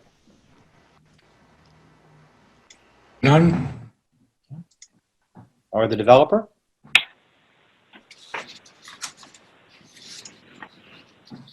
Okay, hearing none, we will, since this is a public hearing, we'll ask once again, are there any members of the public present at the Wildy who wish to speak for? If we have any members who have dialed in, who've expressed an interest to speak? Okay, members of the public or members who have dialed in who wish to speak against?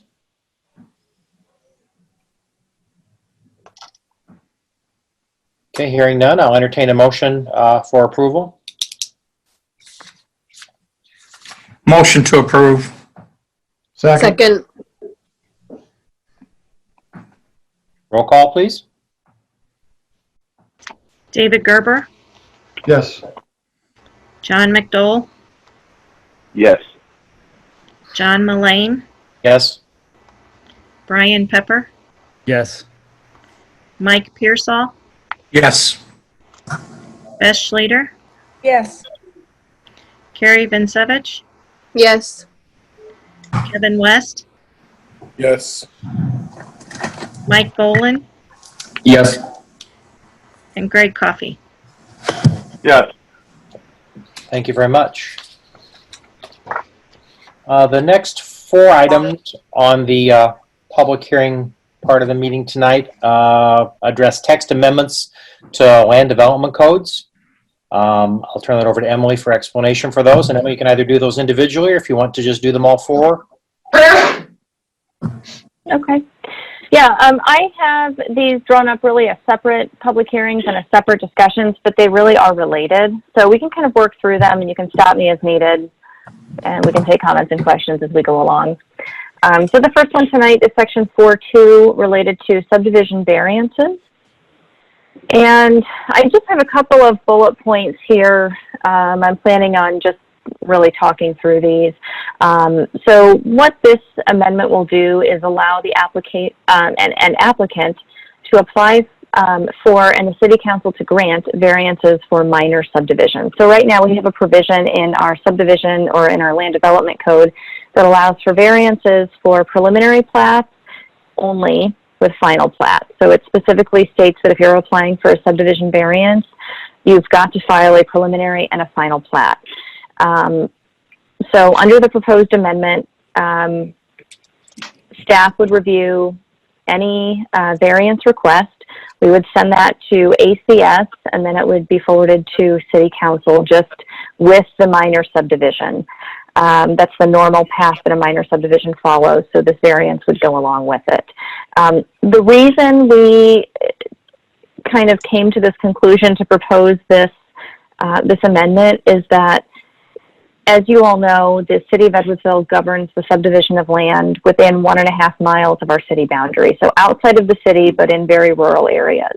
And we have seen people in the last couple of years come to us and try to divide a large tract into 2 or 3 smaller pieces.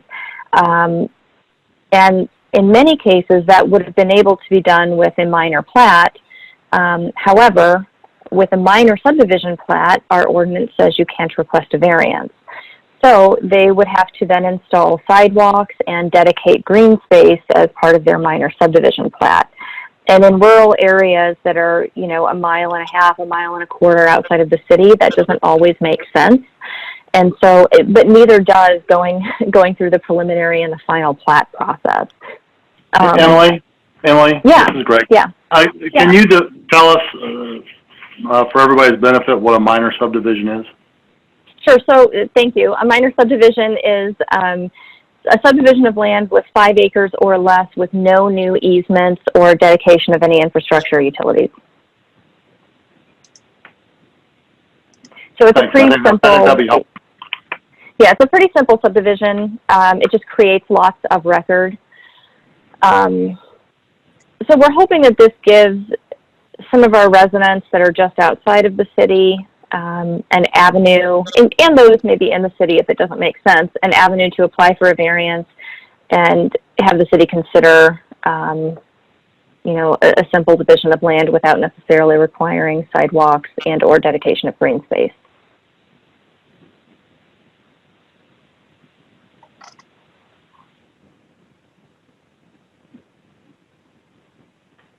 Okay. And the applicants for minor subdivisions often irked enough that they even have to bring a plat in. Because they're used to that larger parcel being their land. They might want to build a house for a child and subdivide for that purpose. So this helps to ease that process.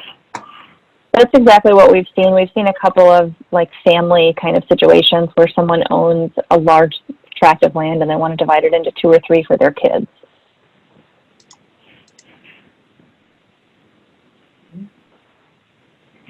And this has been through ordinance committee for everybody's benefit as well. Yeah. And it's been revised. Both February and March ordinance committee. And it was recommended for approval out of the March ordinance committee. Thank you. Any other questions for staff? Has there been any public comments with regard to that other than presented this evening? No, no one attended the February or March Ordinance Committee meeting, but I have talked with a couple of people who are interested in dividing larger tracts, and they're waiting on us to approve this so that they can move through with the final plat and apply for a variance. That's what I thought. Just yeah. Okay. So it streamlines the process for the developer and the staff as well. It's a win-win. It does. Okay. Any other questions? Any public input to speak for the text amendments? Or against?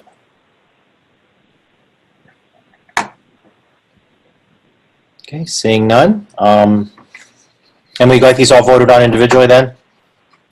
Yes, please. Okay, certainly. So I entertain a motion. Move approval. Okay. Second. Okay, motion and a second. Roll call, please. John McDowell, Yes. John Mullane, Yes. Brian Pepper, Yes. Mike Pearsall, Yes. Beth Schlater, Yes. Carrie Vincevich, Yes. Kevin West, Yes. Mike Boland, Yes. Greg Coffey, Yes. David Gerber. Yes. Okay. Amendments are approved. Next item, item C, a text amendment. Wrong screen here. Text amendment regarding section 3-4.c, consolidation of plats and boundary adjustment plats. Okay.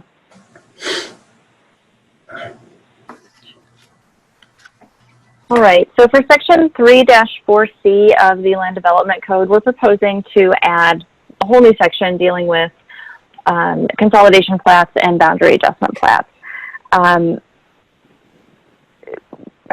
With these two new elements, we're proposing that no new easements and no new dedication of improvements be permitted.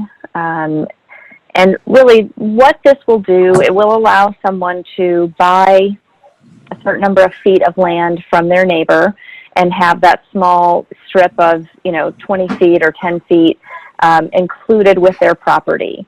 It will also allow us, and I think I have this is an example that I used at Ordinance Committee. So and this person has not applied for anything. I just pulled this parcel off the county website to use it as an example. So let's assume lot number 146 or house 146 here wants to purchase this property, or maybe they own this property and they want to put a shed over here. Because a shed is an accessory structure, it is only permitted on the lot where the primary structure is located. So in this particular situation, we would be obligated to deny a building permit for a shed on this parcel of land, even if this person owns both, and even if they receive one tax bill. So right now, these are two separate lots of record, as you'll see here, lot number 21 and lot number 20. Frequently, though, people will go to the county and they'll get their tax bills combined, and this parcel line goes away, but the underlying platted lots exist.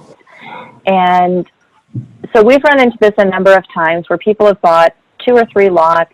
They want to put an accessory structure on one, or maybe they want their home to be over a lot line or too close to a lot line.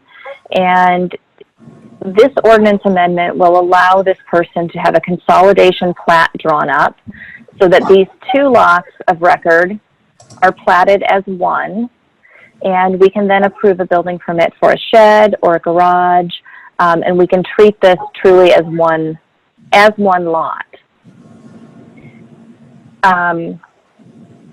Similarly, if there were a house on this lot here instead of trees, and the person at 146 wanted to purchase 10 feet of this because they wanted to put an addition on their house and they needed a little extra room to meet a side setback requirement.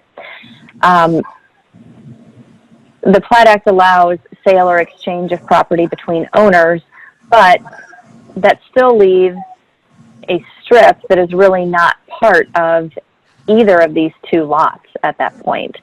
So the boundary adjustment part of this will allow a plat to be drawn up for both of these lots with the adjustment of this center lot line to meet both neighbors' needs,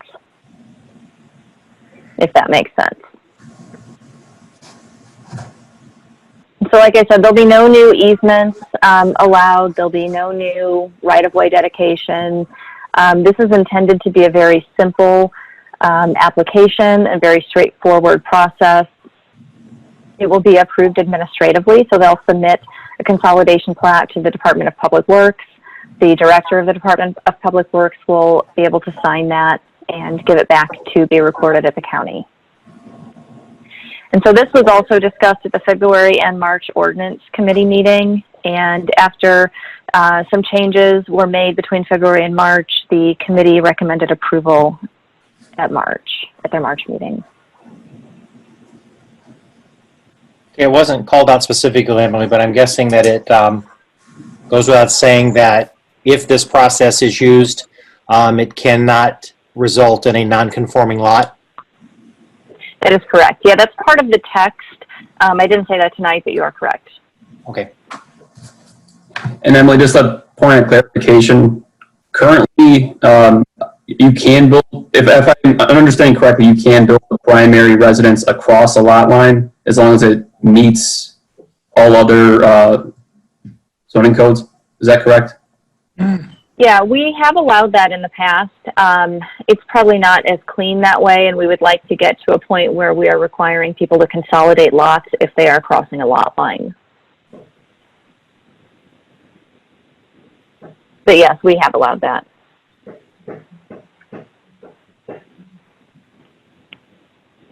Any other questions, comments from the commission?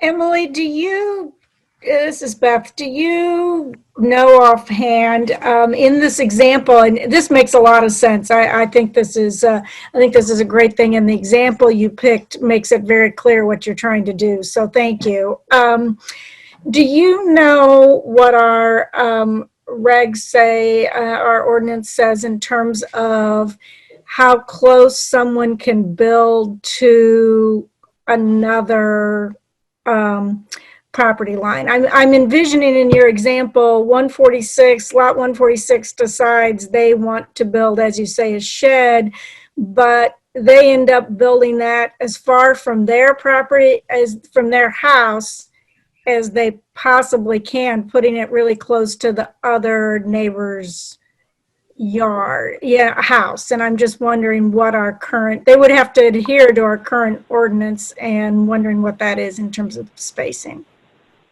Yeah, good question. So an accessory structure, detached accessory structure like a shed or even a detached garage, has to be 10 feet from the principal structure on the lot and 5 feet from side and rear lot lines. It can also only be located in the side and rear yard. That being said, keep in mind that if a house were to be built here, the primary structure would have a 10-foot setback. So at most, this principal structure on this empty lot would be 15 feet from an accessory structure on 146. Okay, thank you. Does that answer your question? It does, thank you. Okay, good. So from my understanding, Emily, between 146 and 142, would those two lines eventually just become closer then, or one eventually go away in the scenario you were talking about?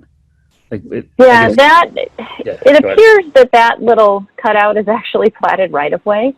So it's my guess with Dunlap Lake, maybe that was intended for maybe a boat. I don't know what. But don't look at that as part of this example, I guess. It appears to be platted right of way.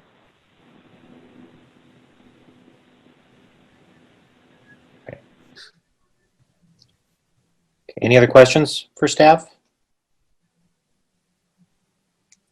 Any members of the public wish to speak in favor of the text amendment? Any wish to speak in opposition?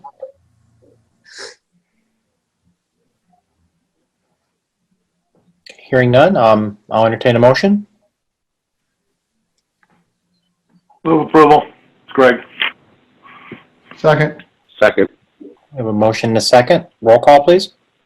John Mullane, Yes? Brian Pepper, Yes. Mike Pearsall, Yes. Beth Schlater, Yes. Carrie Vincevich, Yes. Kevin West, Yes. Mike Boland, Yes. Greg Coffey, Yes. David Gerber, Yes. John McDowell. Yes.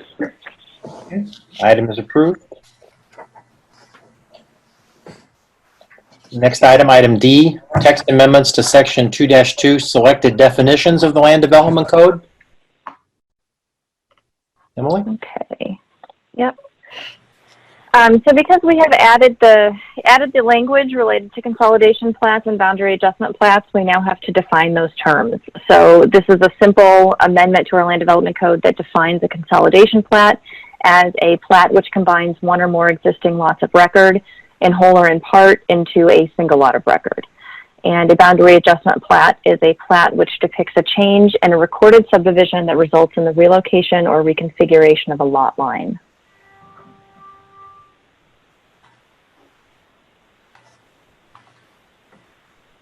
Any questions for staff?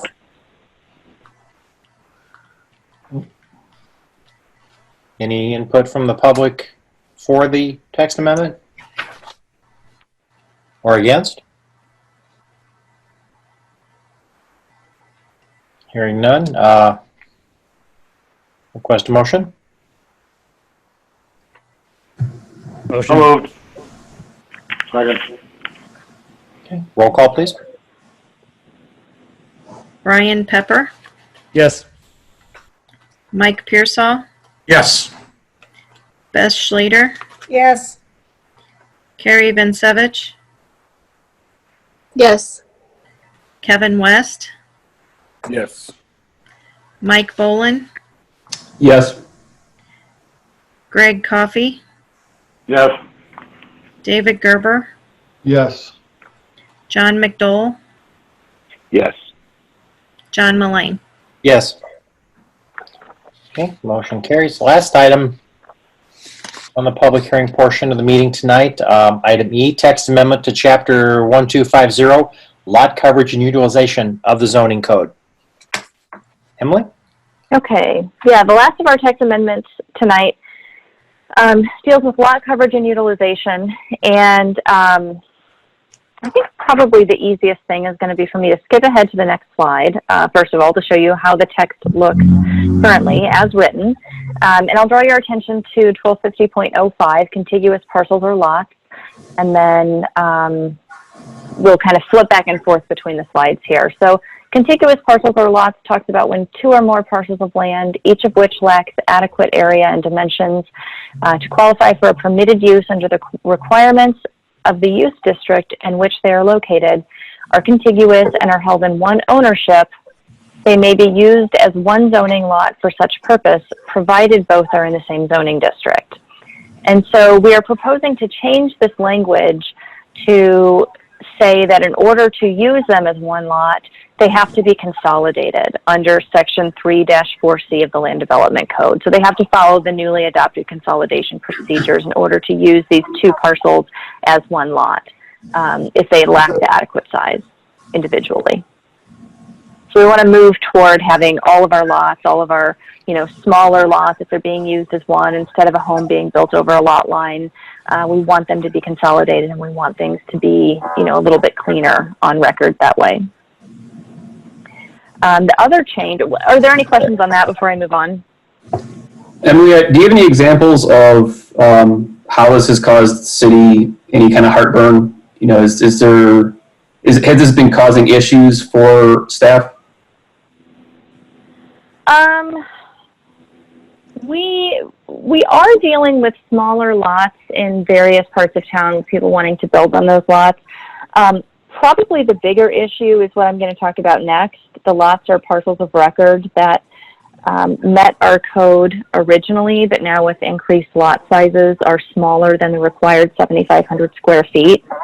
And so this 1250.05, the contiguous parcels or lots, is more about just cleaning this up to require consolidation plats now if you're going to use two lots of record as one. The bigger issue is here in 1250.06 and 0.06.01. So you'll see the packet that you were distributed for this meeting. Sorry, I'm using a bunch of different screens tonight. Let me get down to that page here. You'll see in your packet tonight that we're adding some language for 1250.06. Actually, we're deleting some language from 1250.06. We're deleting item B. So 1250.06 allows any vacant lot that does not meet or conform to one or more of the lot size requirements to be used in the manner originally intended under the zoning district if it was of record as of March 21st, 1995. That's when the city did a big overhaul of their zoning code. And the code currently states that it has to remain in separate ownership from abutting tracts of land throughout the entire period which it existed, in which it was prohibited by the zoning code. And that is where the issue lies. I think I have an aerial image here. So this is Sheridan Avenue and Hancock Avenue. And we have a bunch of lots here on either side on the north and south side of Hancock Street, which are small lots. They're 50 feet wide and 143 feet deep. They're all currently vacant, and I believe most of them, well, some of them may be owned. I actually don't know who owns these. Some of them may be owned by the same person. And under our current code, if these lots are owned by the same person, if one person owns two of these lots, they can't be used individually. And so we have a lot of these smaller lots in the more historic, older part of town, and we really want to see people using these lots. We want to see infill development and people using and building lots that exist in town. Under our current code, if someone had purchased 4 of these lots, they wouldn't be able to be used for 4 separate homes. They would only be able to be used for one home, no matter the size, and they wouldn't be able to be used for separate residential lots ever again. So we're proposing this ordinance change to allow development to allow infill development, really. The other thing this ordinance does is clean up the language in 1250.06.01. So as you see here, it just says in residential districts, and then when you start listing A is at least 50 feet wide, and there's not any language to really describe what we're talking about. Like this is just a little confusing. So the language that's proposed that you received in your packet tonight adds a descriptive paragraph which states a lot does not conform to one or more of the lot size requirements of the R1 single family or R2 multiple family districts may be used in the manner permitted in said zoning district if it, A, is greater than or equal to 50 feet wide, utilizes existing setbacks, etc. So we just added a little bit of text there to help explain what this section is really trying to say.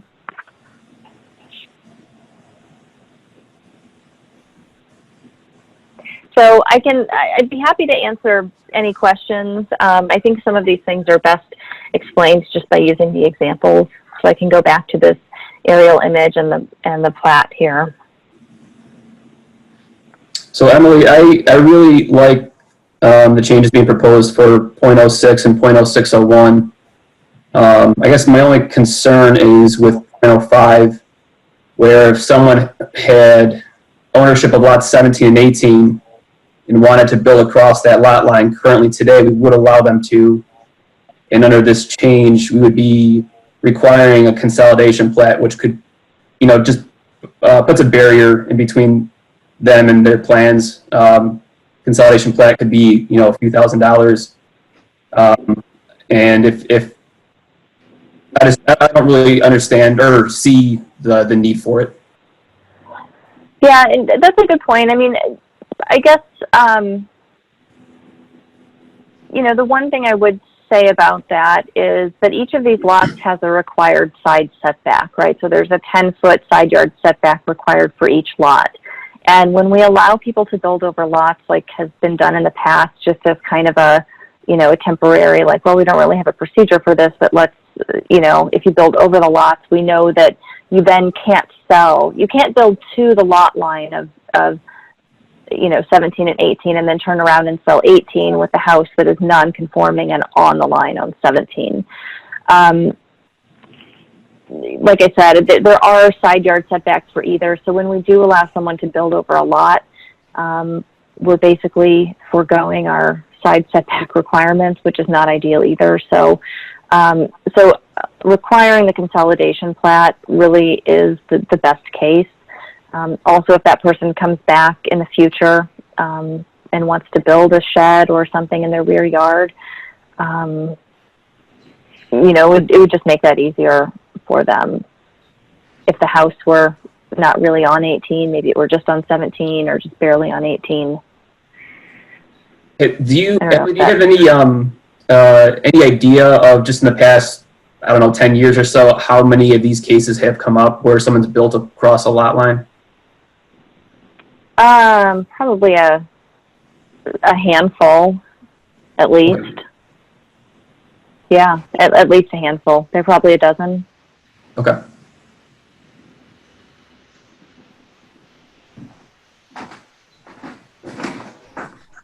Any other questions?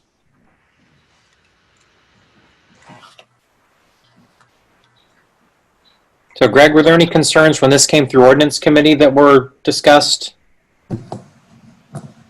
Oh, I'm sure there were. I don't have my meeting notes with me.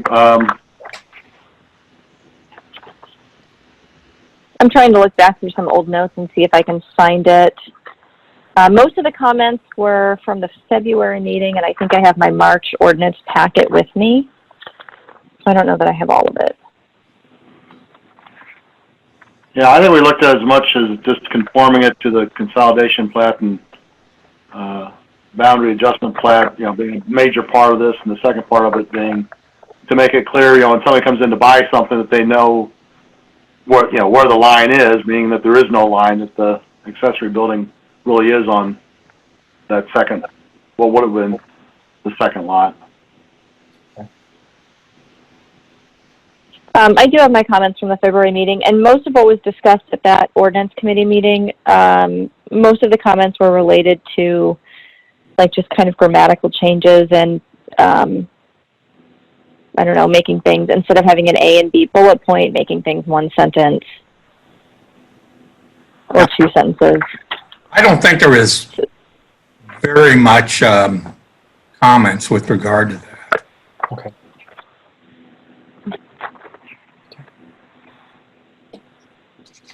Yeah, nothing conceptually there was an issue. Yeah. Yeah, it was more structural changes to paragraphs and exactly outline form.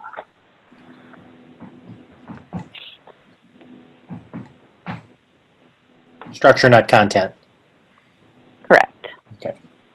Any other questions for staff regarding the amendment?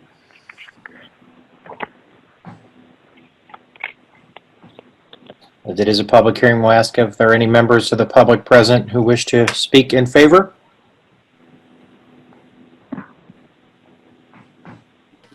Or against?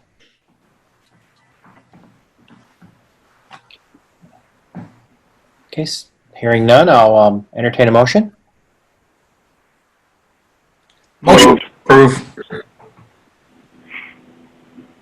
Okay, we have a motion and a second. Roll call, please.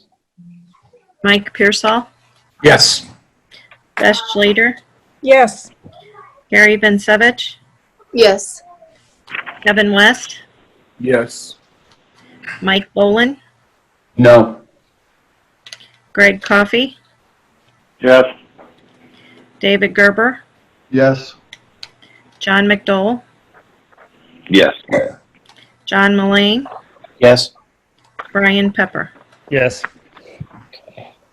Motion carries. Thank you. With that, we will close the public hearing portion of tonight's meeting, and we will move on to old business, if there is any.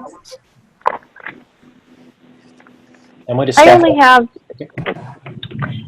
under old business, I just wanted to let everyone know that all of the TESCO work relating to the I-55 corridor, which was originally scheduled for the end of March, will be rescheduled at a later date. We're still kind of waiting out COVID-19 to see what happens and when we're all back to work and can meet in a group to discuss these sorts of things.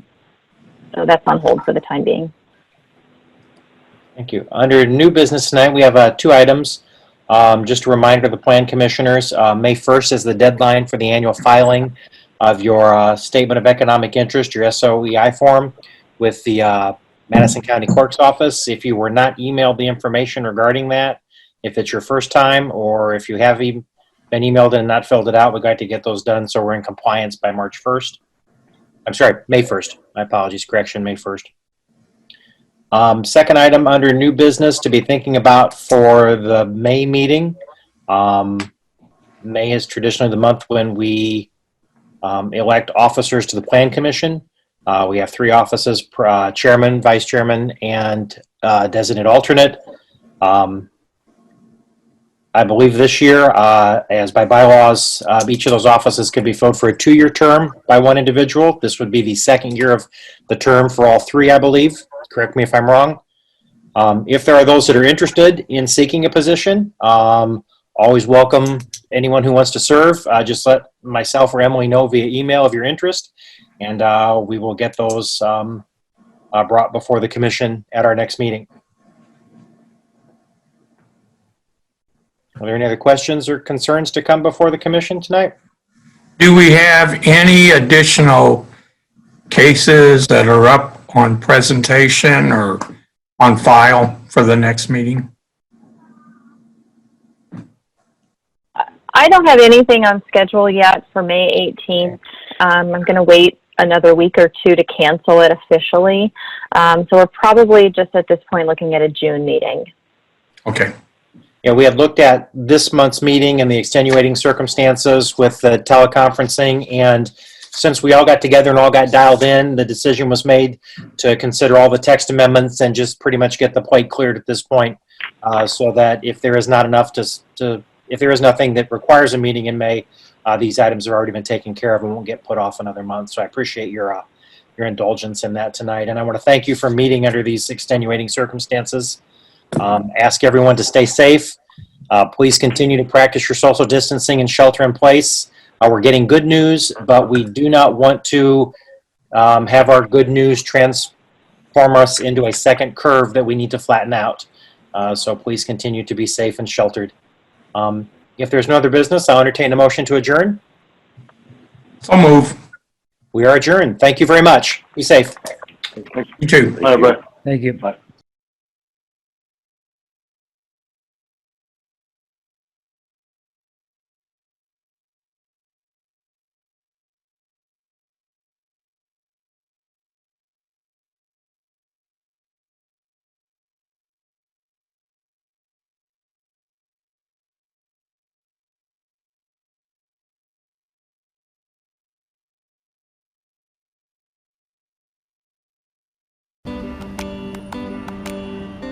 The census counts everyone in this country, and that really means everyone. A hospital patient, yes, that person counts.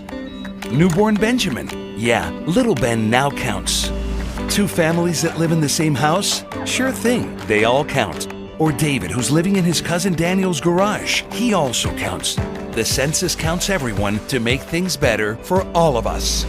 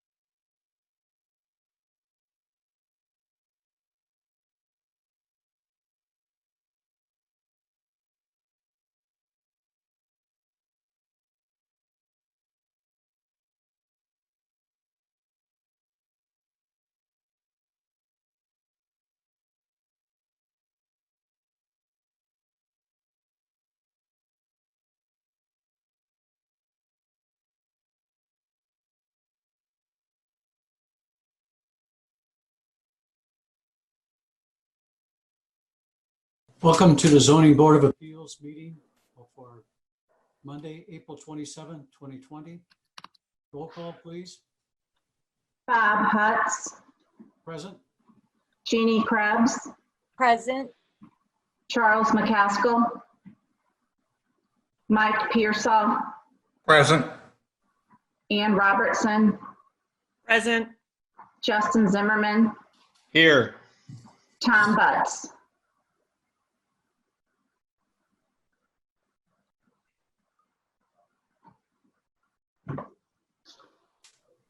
Welcome to the Zoning Board of Appeals meeting. Thank you. Next is public comments. Are there any members of the public who wish to submit comments to tonight's meeting? This is Emily Foltz. I just wanted to let the zoning board know that we have received no public comments related to the case tonight. Thank you. Next on the agenda is approval of the minutes of the February 24th, 2020 regular meeting minutes, which you should have gotten this in the email. Is there any corrections that should be noted to these minutes?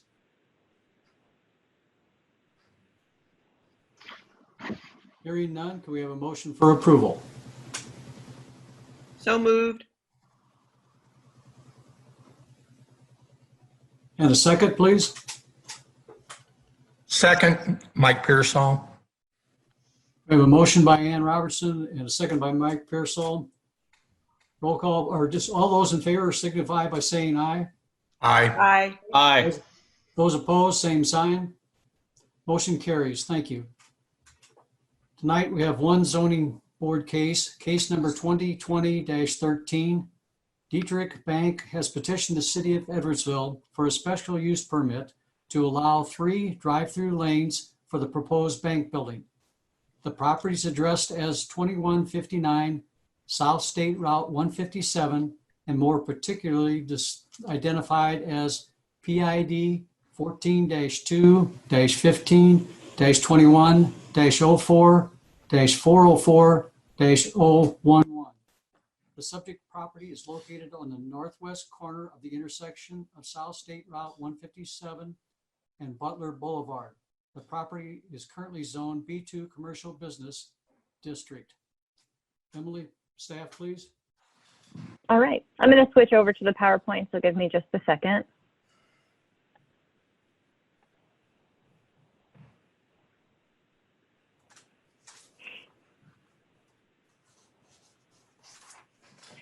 Okay, so the map in front of you, show the yellow parcel on the map in front of you identifies the subject parcel tonight for case 13, 2020. And this property is addressed as 2159 South State Route 157. It's located along 157 here at the intersection of Butler Boulevard. An overview of the case is the applicant is Dietrich Bank. And the request tonight is to allow 3 drive-through lanes for the bank facility at this address. As already stated, the subject property is zoned B2 Commercial Business District, and land to the north of the subject property is zoned R2 Multiple Family District. It's currently used as multifamily apartments. To the east, the land is zoned B2 Commercial Business District, used as a financial institution, and R1 Single Family District, used as single family homes. To the south, the land is actually in the village of Glen Carbon.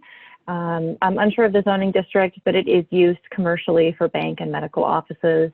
And to the west, the property is zoned B2 Commercial District, and it is used for a bank ATM.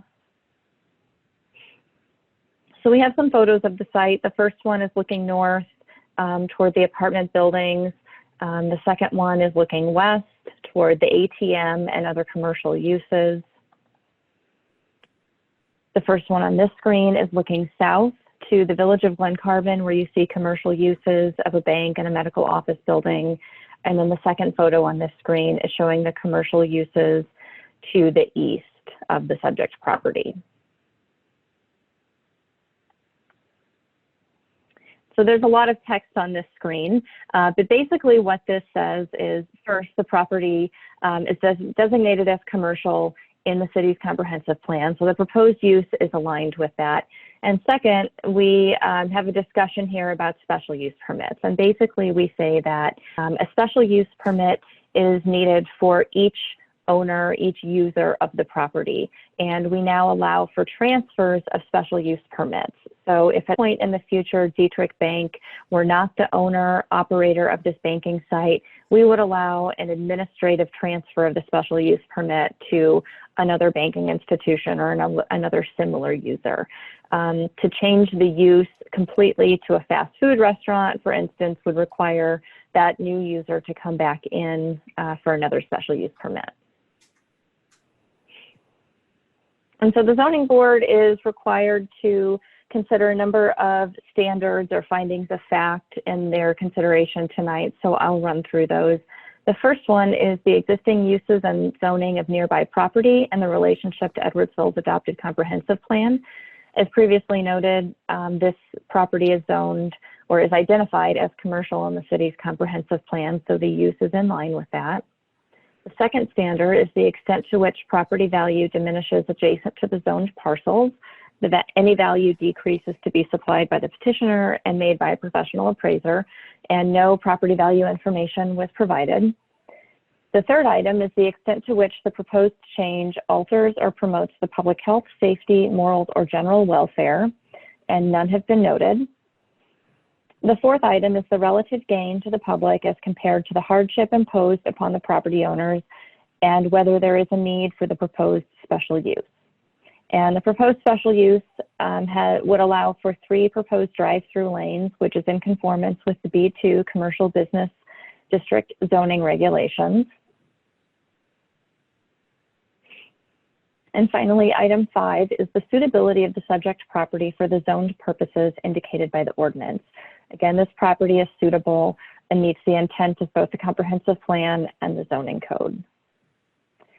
Staff feel that there is sufficient stacking space and circulation provided within the site. A couple of other items from our code, just to note, is that in making their recommendation tonight, the zoning board may provide conditions or stipulations with your recommendation. And further, in the event the board establishes no time limitation, then the special use permit will expire within 1 year if the site is not in use if the site does not have drive-throughs in operation within a year. And so I have an image of the site plan here. I'm going to use my mouse as kind of the pointer, but you'll see here along Butler Boulevard, there are 2 entrances. No entrances are allowed onto Illinois Route 157, and the primary point of egress, or the only point of egress, ingress egress here is a little further north on Butler Boulevard. It's where you have 2-way traffic and the only point in which you can turn into the site. You can then pull in, use the drive-through lanes, continue around the site, and the ingress egress point closest to 157 is going to be an exit only. This is a stipulation of IDOT. So the site is in conformance with the IDOT regulations as well as the city regulations. And so at this point, I will turn it over to the board to see if there are any questions. And after that, I will move on to the staff recommendation. I will note that the engineer and a couple of folks from Dietrich Bank are on the line tonight. So if there are any questions that they need to answer, I'm sure they'll be able to do that. Are there any questions from any of the board members?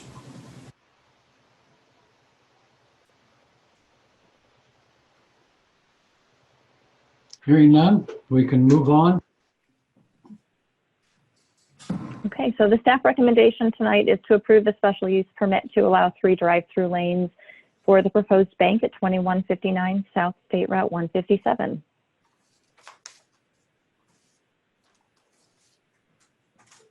Any discussion by the board?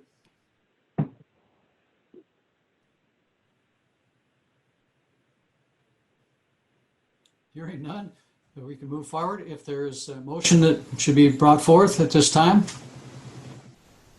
I move that we recommend the special use permit for 3 drive-through lanes as recommended by staff. This is Ann Robertson. And a second, please. I will second that motion. This is Justin Zimmerman. Thank you. For we have a motion and a second to approve as submitted. Any other comments or questions? Roll call vote, please. Hutz. Um, Hutz. Yes, sorry, did not hear you. Krebs. Yes. Pearsall. Yes. Butts. Butts. You're muted. I thought I was unmuted. The answer is yes. Thank you. Zimmerman. Yes. Robertson. Yes. Thank you. Motion is approved.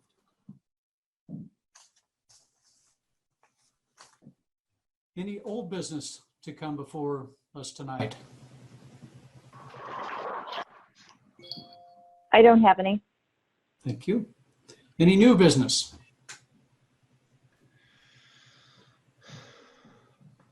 None that I know of. Hearing none. Do we know if there is at this time anything submitted for May meeting? No, at this time I don't have anything for the May meeting, so it looks like it will be canceled. The deadline was last week. Okay, thank you.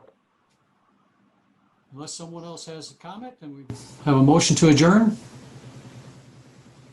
So moved. Mike Pearsall. Second, Ann Robertson. Thank you all for attending tonight under these different circumstances, and look forward to seeing you all again soon. Have a great evening. You too. Thank you. Thank you. Thank you all. Good night. Thank you.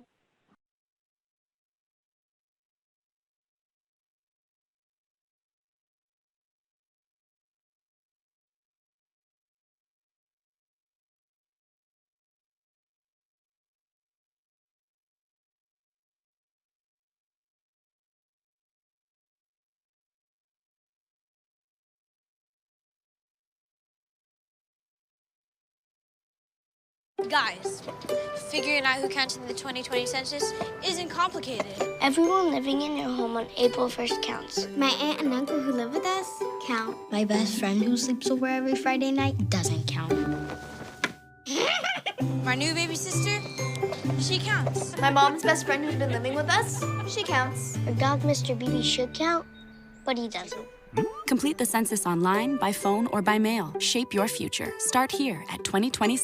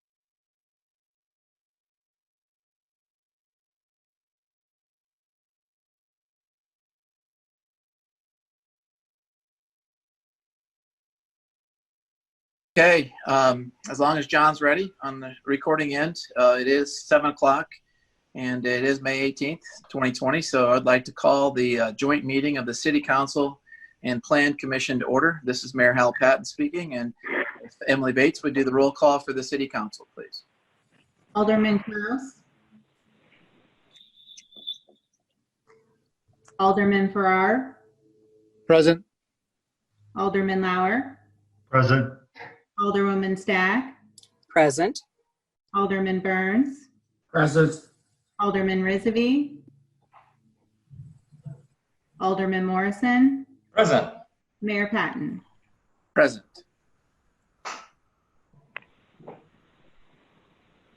And the Plan Commission members? Mike Bolin, Present. Greg Coffey, Here. David Gerber, Present. John McDowell, Present. John Mullane, Present. Mike Pearsall, Present. Brian Pepper, Here. Beth Schleter, Here. Carrie Vincevich, Present. Kevin West. Present. Okay, thank you. And the Plan Commission members win the attendance award. Got 100%, so thank you all for being here this evening for this discussion. Any public comment, or is there any written comment or people attending at City Hall this evening?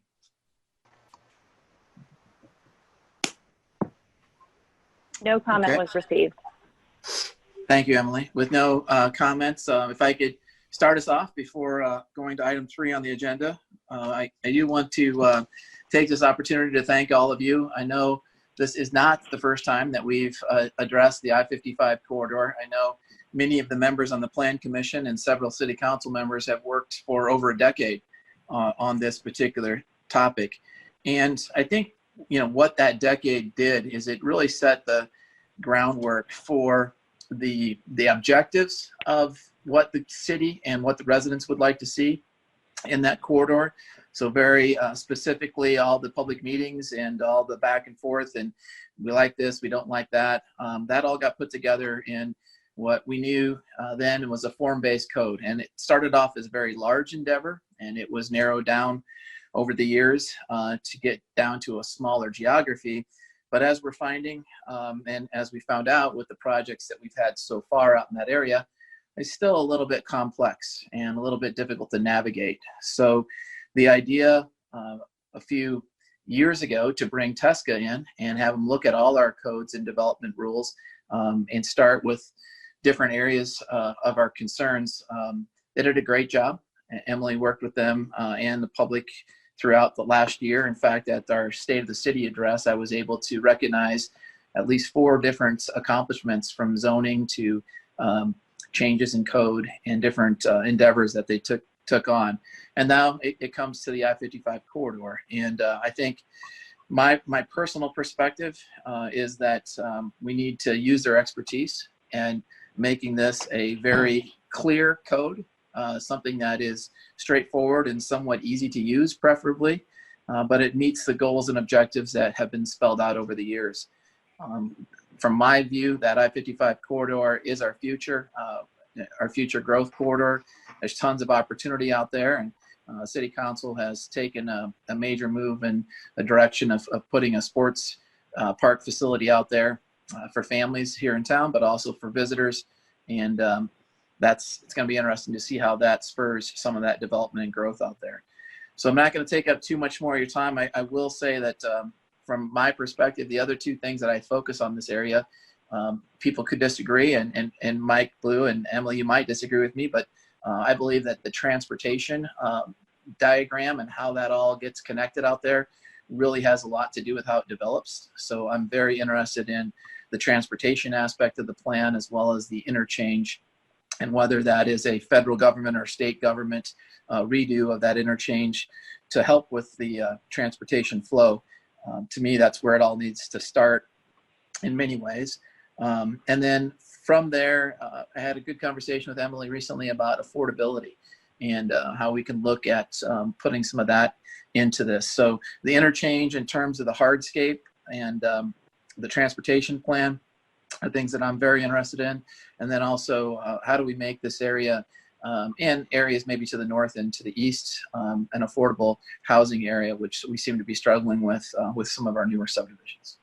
So with that, that's my opening. And Emily, if you'd like to add anything, I'd like to invite you to do so at this time, but I will also say item number 3 is what we're going to start right now, and that's to facilitate a discussion by Teska and Associates related to the zoning code update for I-55.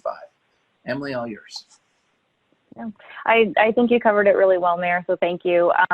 Just, you know, one of the reasons, in addition to everything the mayor had to say, that we're doing this tonight is because we have seen a lot of interest in the I-55 corridor, and we want to be poised, you know, later this year as soon as possible to handle those development requests in a very streamlined and effective way with the best outcomes possible. So we're trying to address that this evening. So I'm going to hand it over to Michael Blue to facilitate a discussion. I think Carol's going to start a screen sharing here, and we'll take it away. Okay. Well, hello, everybody. Welcome. Thank you for sharing your time and your FaceTime with us tonight. And the topic tonight has been well introduced, the mayor and Emily, and I'm not going to give my usual spiel about the background, but the reasons for undertaking this effort have been presented. From a zoning standpoint, from the process of updating this district within the zoning ordinance, a couple of technical thoughts on it. Every zoning ordinance, every zoning district really focuses on 3 things, and that's what we're going to talk about tonight, and that's what we're going to focus on as we work with you, particularly with the staff, to go through the process of updating the I-55 corridor district. Right? First, there are a set of objectives. There's a reason for doing all this. The current district lays out 13 different objectives. They can be consolidated. In fact, we've taken a shot at that. But there's the reason for doing this. You cannot make the decisions about all the other zoning actions unless you've defined where it is you're trying to get to. That's pretty self-evident. The second is a matter of land use, right? What should be out there? And this orientation graphic here shows you a little bit of what the various land uses are anticipated in the area, right? So there's mixed-use commercial, the town center area, the residential areas, and we'll get into that in a little bit. But the question of what actually should be out there is the second question that is fundamental to zoning and will be part of our collective efforts to update the district. And last but not least is the question of design. While not always thought of it this way, a zoning ordinance is very much establishes the design, the character. How does something look? How does something feel? And ordinances do this to a different degree and in different ways. As the mayor mentioned, the ordinance that's currently controlling for I-55 is a form-based code. So it actually leans more towards the design side than it does towards specifying the type of use. This is kind of a non-conventional, non-traditional form of zoning, and as you've all seen, as you've dealt with a couple of cases, it can create challenges. Our charge that we took towards approaching this project with all of you was that the intent here is not to throw out baby in bathwater and start over, right? There is a lot of work that has been done here, and there are other organizations that have been involved. And the idea is not to change the intent of what we're trying to accomplish out here, what the city's looking to accomplish out here, but is to do it in a more user-friendly way that can help the development world that's developing out there, help the city build its vision for the future. So again, 3 areas: objectives, land use, and the level of design. And so that's what we're going to focus on tonight. We've got an active workshop planned for you. For those of you that were at the Weldy Theater last year, when we talked about design guidelines, you'll recall that we used a little computer program and did some live real-time voting. We're going to use that again. So those of you that didn't hear the announcement previously or weren't on yet, as we go through this first part of the presentation, grab your phones.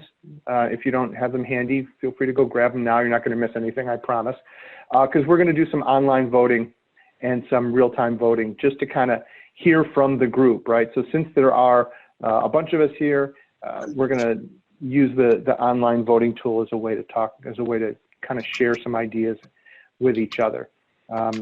If you'd like to chime in, you know, Zoom rules apply. If you have a comment, please feel free to share, and we'll do our best to try and recognize who's speaking and call on you. There's a system of raising your hand too that's part of this system. If you're not talking or not going to talk, we always ask that people keep themselves muted if they can.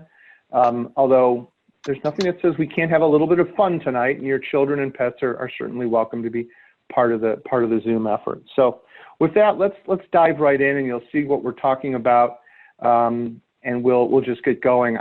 As we do that, I want to thank Emily and all the staff from the city for making the technology for all this happen, and also Carol Brobeck from our office, who really have made this virtual tour a possibility. So thanks to everybody, and let's dive in. Carol, next slide. Oh yeah, I guess I should have been talking over this one. So one of the things that's significant about this area, and Carol, you can go ahead and press start and let it roll. One of the things that's significant about this area is that it is large, and were we all together and were it feasible, this would have been fun if we would all just hopped in a bus and done the tour together in real time, but that's not to be, just because. And what we're going to do is, again, thanks to the city for arranging to have this drone tour of the area, we can all visit it together. And so there are a couple of things that I would ask you to pay attention to and kind of keep in mind as we go through this about 7-minute drone tour of the I-55 zoning district area. One, keep in mind, just give some thought to how large the area is. It is significant. Two, look at the location of the major roads. As the mayor's already indicated, development and development pattern is very much a function of the roads that are in the area. So you want to be attentive to that. Third, take a look at the topography and natural environment. There's not a lot of topography. There's not a lot of natural or wooded areas, although there are some. And keep in mind that in considering development, these are both an amenity to potentially be preserved, but they're also, in some cases, can be a challenge to development. Stormwater has to be managed. There's absolutely no doubt about that. And so how the land falls can certainly be an issue. And so keep in mind all that proximity to the developments, to the buildings that are already there. So the tour does a nice job of showing where we are in the tour. The map is here to help explain where that is. So every time the thing stops and does a little pirouette, that's one of those numbers on the map. And so the next time it starts heading east on Goshen, I think we're at 6 right now. So just to give you a sense of where we're at that 6 down at the bottom there, and proceeding east on Goshen. No, I stand corrected. We're only at 3, aren't we? 3. Yep. Yep. So there's Plummer Family Park, which is how I figured out where we are. So now this is the pirouette getting done at 4 and 5. Again, the proximity to the interstate is there. This is now moving up from 4 to 5. Way off to the right is the interstate, and barely pick out 143 up there.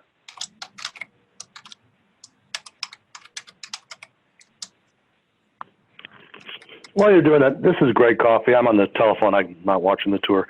Are we decoupling then on the corridor of 55 itself in this planning process from Glen Carbon and Madison County?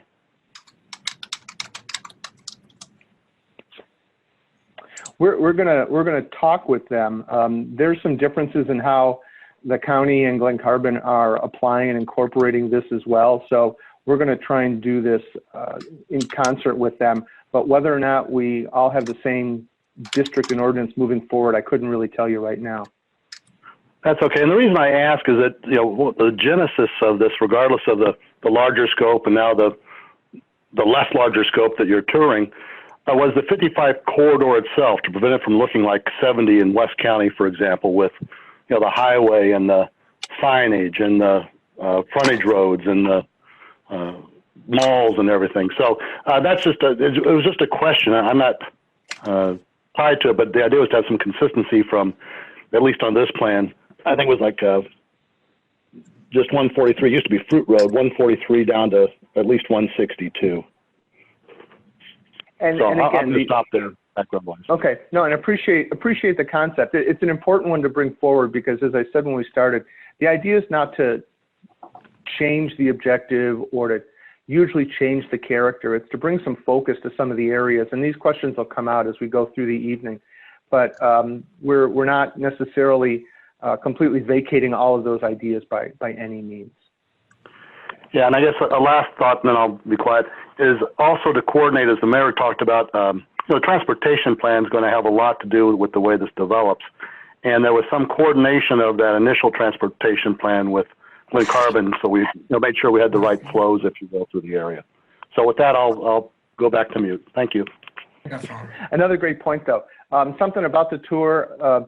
So we're now up at 9, taking a look at the office buildings that are not part of the district. They were not put in the district as they don't really meet the standards of the district. Whether or not they're an acceptable standard or parts of them reflect an acceptable standard is something we can talk about later. But that's for number 9. The question also makes me want to also reminds me to bring up something that we should talk about too, or that we should all be aware of, is that what this process is and what the process isn't. We're not necessarily in the process of doing a plan for the district. We're looking at the zoning. The zoning is very much the implementation of the plan that is effectively in place. So they're implementing the plan in terms of going out, and if there was interest in finding developers or consolidating properties or a lot of the things that municipalities do to implement development in areas, the idea of making the zoning more user-friendly is to help that happen, but does not necessarily put all those pieces into place. And we can talk about that a little bit more.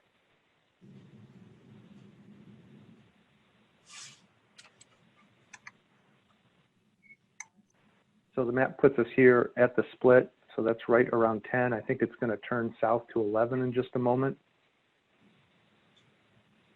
That's good. That was like almost on command. Again, here you see some of the more environmental areas that I was talking about, where there's clearly areas that have got some I don't know that it's wetland, but it's got some stormwater implications.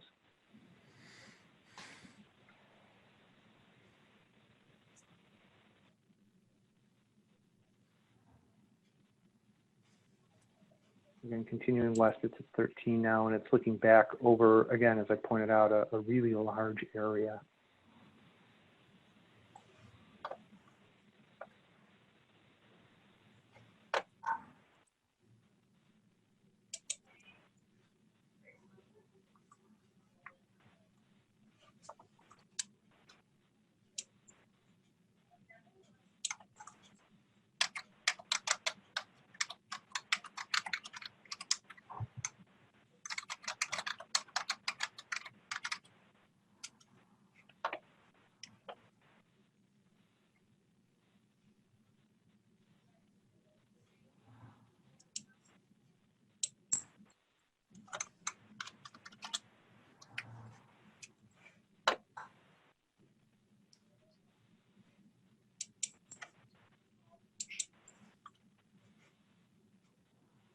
That takes us back to where we started, and is the end. So again, as we mentioned, just a few thoughts we wanted to share with that video as a way of encouraging everybody to have the same perspective. We did, you may recall, a walking tour of the downtown when we did the B1. So Again, this whole point of scale is really significant here. And as a way to show that, Carol, if you want to go to the scale map after this one. So this is the area, again, so the kind of from right to left, the red area is that mixed use area that we looked at, which allows a very broad range of land uses to be located there. The yellow is the residential, and that blue area on the left center side here is the town center area that's been designated. Just a few thoughts about scale and what we're looking at having happen here. This is not, as I've said to a couple people already, this is not development for the next year or couple of years. This is a decade or decades of future development. And the zoning's job is to put a concept in place that can help that happen in a unified and attractive manner. So to kind of understand it, if you look at the intersection, that 60 acres that's tucked in there in that red area, that's basically Edwardsville Crossing. So just to kind of put that picture in your mind and imagine you can get, I don't know, 6, 7, 8 Edwardsville crossings into that commercial area. And then the same with the downtown, right? So that blue area is the town center area that's anticipated to be some sort of town center, if you will. And we've talked with a few people as we've gone through this to talk about Newtown, oh help me, St. Charles. And that commercial area is about 12 acres if you know it. But the downtown that's here in front of you, downtown Edwardsville, is about 62 acres. And it's a fraction of that area. And that's not all of it. That's kind of the walkable part of downtown from the Wildey down to about Vandalia. But gives you an idea of, if we're talking about there being hundreds of acres of town center type of development, we're either looking at a very long time or a very aggressive development. So the zoning is just going to have to help set the table for that. If we can go to the next slide.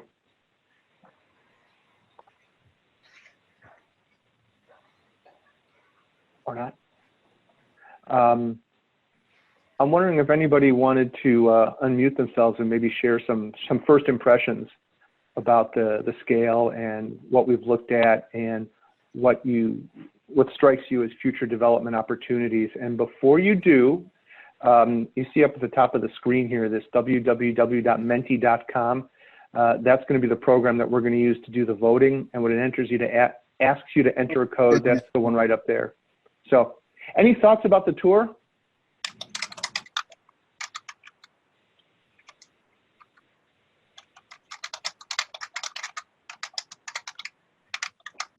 None.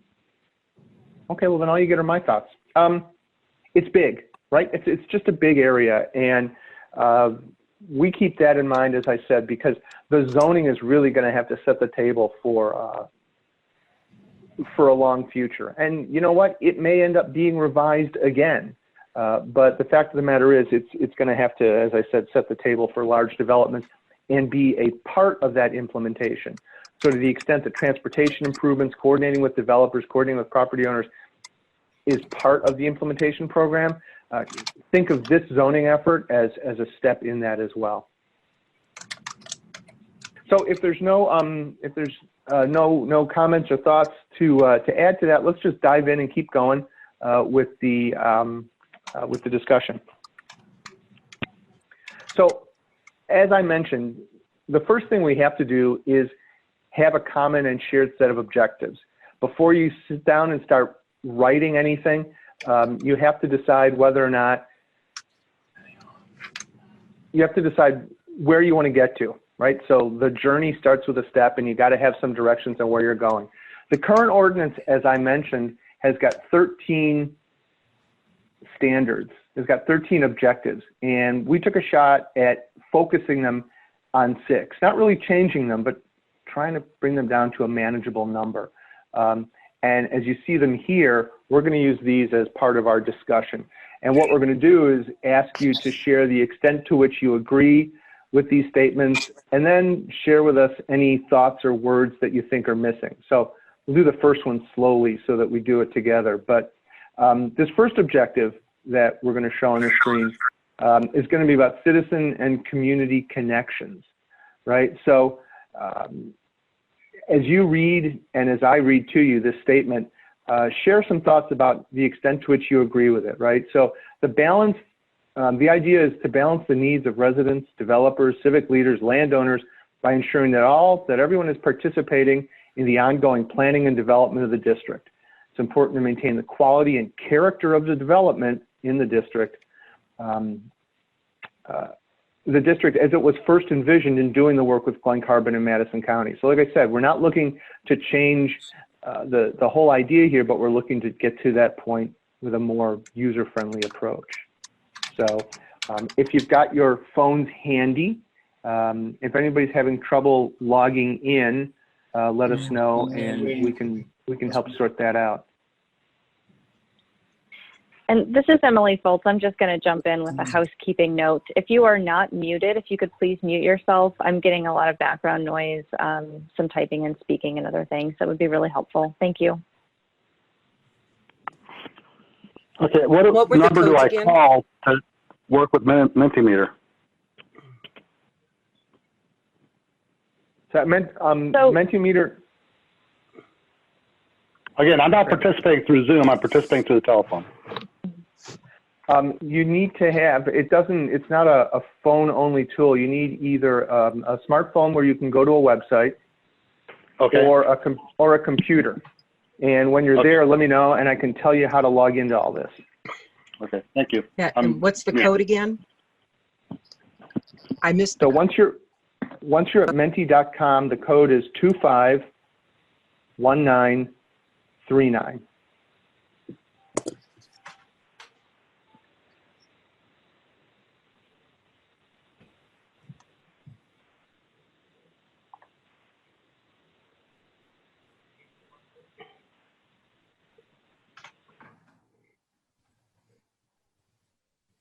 So again, if you're pulling up a phone or you're on a computer, you want to go to www.menti.com.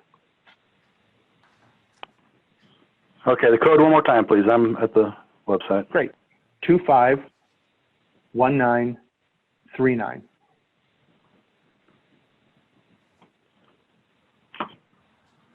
Thank you. And once we all get the hang of this, the next bunch of them will be easier. But the point to make here is to kind of see which of these scores a little higher, becomes a little bit more of a priority, that there's a little bit more agreement or strongly agreement with or disagreement with. But to be honest, these statements are all going to be kind of mom and apple pie. These are not meant to be controversial. These are meant to be the direction that's set so that as we as your consultant are working with your staff and then with all of you to go through the process of adopting the code, one of the things we're going to do is we're going to look to these objectives. If we have a choice about about an approach to take, we're going to look to these objectives and say, how do these choices or which of these choices helps us accomplish these things? So these really do become a part of the process. They also become a part of your application of the code. So that when a developer comes before you, whether council or commission, comes before you and says, hey, look, here's what I want to do. Right? One of the questions that you should be asking them, and one of the questions you can be asking yourself is, all right, how do you help us meet our objectives? And that's why these are a part of the code. Zoning is not just about setbacks and lines and heights. It's about trying to accomplish a development concept, and this is it. So, all right, I think I've stretched long enough. If anybody's having trouble logging in or doing this, let us know, and we'll certainly help walk everybody through it. And I thank you for your patience in what is just a tsunami of technology for us all tonight. So thank you all again. So good, there's agreement and there's some strong agreement that this is an important thing about continuing with the vision. But in terms of the idea of citizen and community connection, Carol, let's go to the next question and give people the opportunity here to say, all right, so you read that statement and I read that statement and we decided whether or not we agreed with it. Are there any ideas or words that are missing in there? In this idea of citizen and community connection, is there anything that we should have added? And if you, on your phone or on your computer, if you just type in the words or type in the concepts that you think are missing here, they will pop right up there on the screen.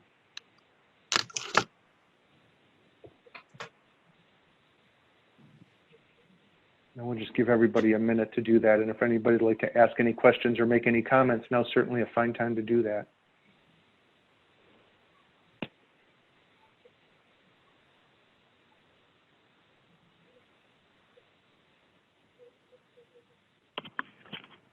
The original plan said citizen community involvement. You're saying connection. Is there any different? Is there a reason for using a different word, connection versus involvement?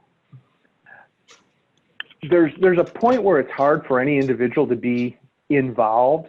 The notion of connection is frankly that you can have a connection to an area without being involved in it. It can be the eastern part of your town. It can be the part of your town where you're concerned about stormwater. It can be the part. So that's the connection. Involvement is connecting would certainly include involving, but involving might not be seen as something that's ongoing. And the intent here was that there's an ongoing connection. Okay, very good. Yeah, I was thinking back to the charrettes, and that was involvement, not the ongoing connection. That was the one-time efforts. Right, and that's certainly the part of it. We're starting that process tonight, or we're continuing that process tonight, and it will continue. But you know, in terms of ongoing involvement, I'm almost thinking of people coming to zoning meetings and sharing ideas and concerns for developments that come before the city. So, okay, these are excellent.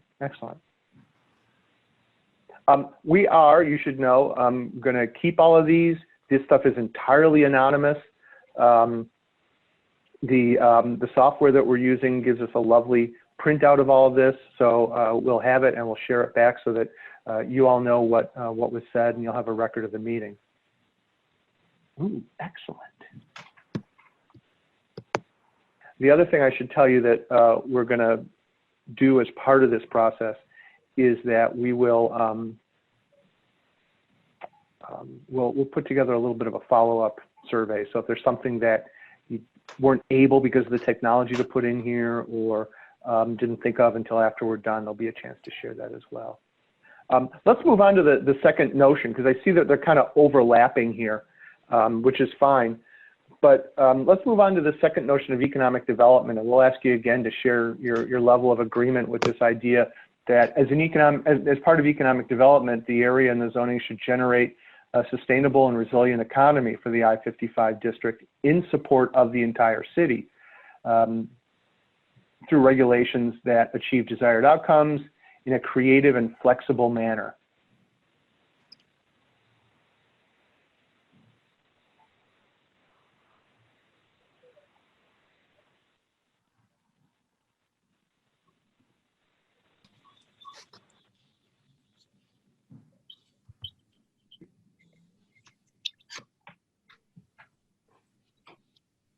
I suppose we should have put something crazy in here just to give people the opportunity to strongly disagree with something, so the other side of the chart could get some exercise. But again, we're looking at people's general take on it. All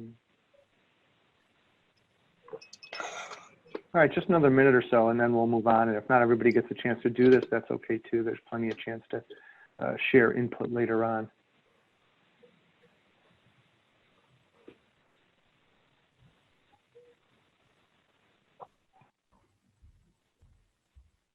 Okay, great. About the same kind of sense of its level of importance as the last one. Let's ask you the same question by going to the next screen, Carol. Let's ask you the same question about, in terms of economic development, you see some of these keywords in here about sustainable and resilient and flexibility. In terms of economic development, are there any other ideas or words that are missing in this objective? Diverse, I like that.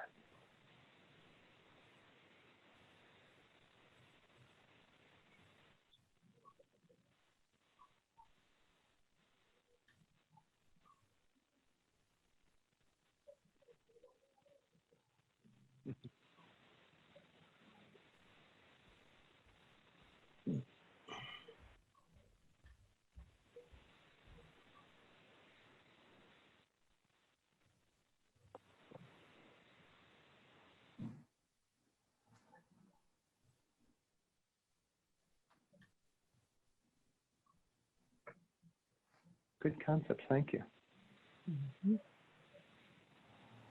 just another minute or two. And again, like I said, there will be opportunity down the line to review these comments and add what didn't get put in here.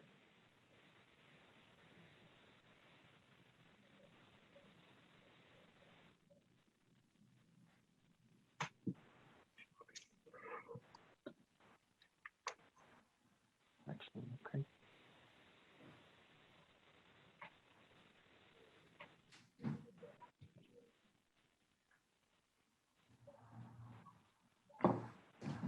Okay, great. Just in the interest of moving us along, I don't want to run out of time. We've got a bunch of stuff to cover. Thank you all for all the comments. Carol, let's go to the next one and talk about development form. The next of these slides talks about what should the area look like and how involved should the city be in establishing that look, and how involved should the zoning ordinance be in establishing that look. So you see this number 3 here about promoting compact, pedestrian-friendly, and mixed-use neighborhoods, emphasis added there. With many activities of daily life available within walking distance, the intensity of development should support transit in commercial areas and residential areas located near main roads. One of the characteristics and one of the objectives of the district as it's drafted now is to be very much pedestrian-oriented, pedestrian-friendly, be the kind of area that supports and encourages walking and transit. So these are all, again, just to reiterate, these are all very much, these ideas in here are all very much drawn from the current code, and what we're looking to do with you tonight is get some sense of which of these are most reinforced, are currently among the city's concerns and interests, and how they relatively score next to each other.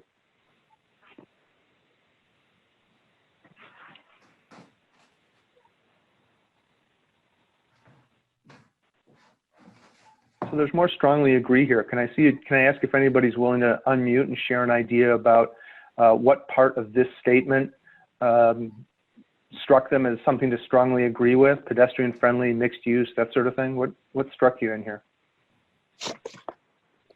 I'll bite, Michael. It's S.J. Morrison.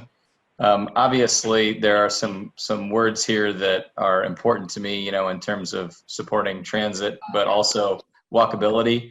There are 2 bike trails that essentially bookend this corridor, the Nickel Plate Trail to the north and the Heritage Trail to the south.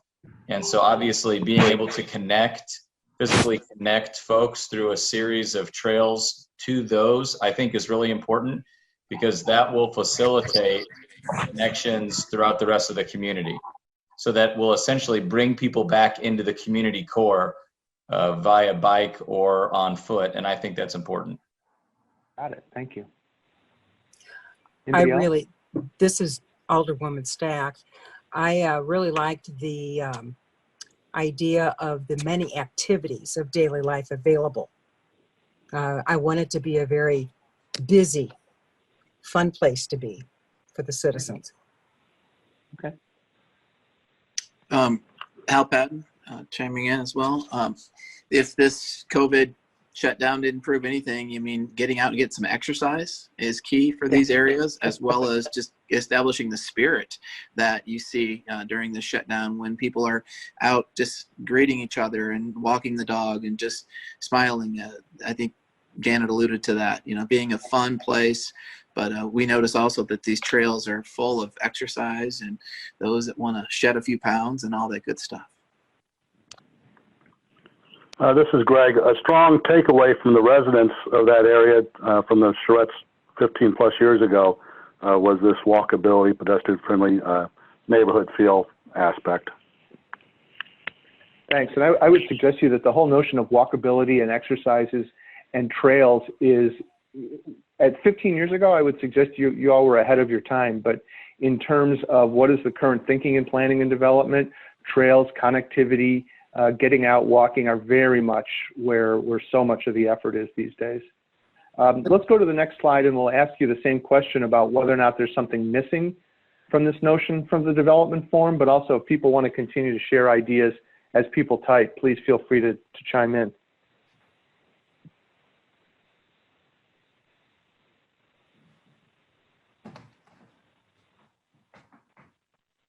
So I'll tell you my funny bicycle-friendly story until somebody decides they want to unmute. We had a client that talked about how incredibly unfriendly their downtown business district was for bicycles, and it was terrible, and it wasn't bicycle-friendly, and they had all these really big ideas for what they needed to do in terms of trails and expenditures and bike paths and connecting to a nearby regional trail and so on and so forth. And then one of the plan commissioners actually looked at everybody else and said, you know, there really aren't even any bike racks downtown. Maybe if we just put in a few bike racks, people would be more inclined to ride their bike downtown. Which is a lesson to be learned, which is it's not always the biggest fix that works. Sometimes the small fixes work as well. Oh, these are great. Thank you.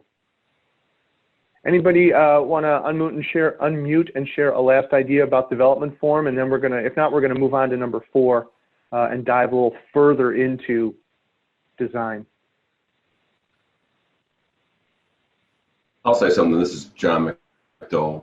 I think as well with, you know, the emphasis on maybe creating some more affordable housing in these areas and, you know, in not making it so commercial developed, but also some really, some needed residential development. I think if you create an infrastructure that promotes bikeability and walkability, I think inherently that it won't be weighted more on the commercial development side. It'll also be, it'll expedite some residential development. And I think if you just set the precedent with that bikeability, walkability, I think that the residential development will follow. So. Great, thank you. And again, I'll apologize again, tough to do in this kind of venue, but I'm going to try and keep us moving along for time, but don't let me cut anybody off. If anybody wants to share an idea, or if you missed the chance to put it into the computer, there'll be more opportunity later. So yeah, no, Carol, let's go to number 4. So again, this idea of urban design, looking at some of the details. The current zoning ordinance, the I-55 district, is very, very prescriptive in terms of urban design, and the next one on here, architectural character. But your thoughts on this objective: to reinforce community design that generates feelings of safety and comfort for all. And again, I'm emphasizing those words for obvious reasons. Private spaces and public areas being streets, open spaces and such, should connect people with places and each other, right? So a lot of times development is very turned inward, but this idea of connections, connecting people to the buildings, the places, and so on.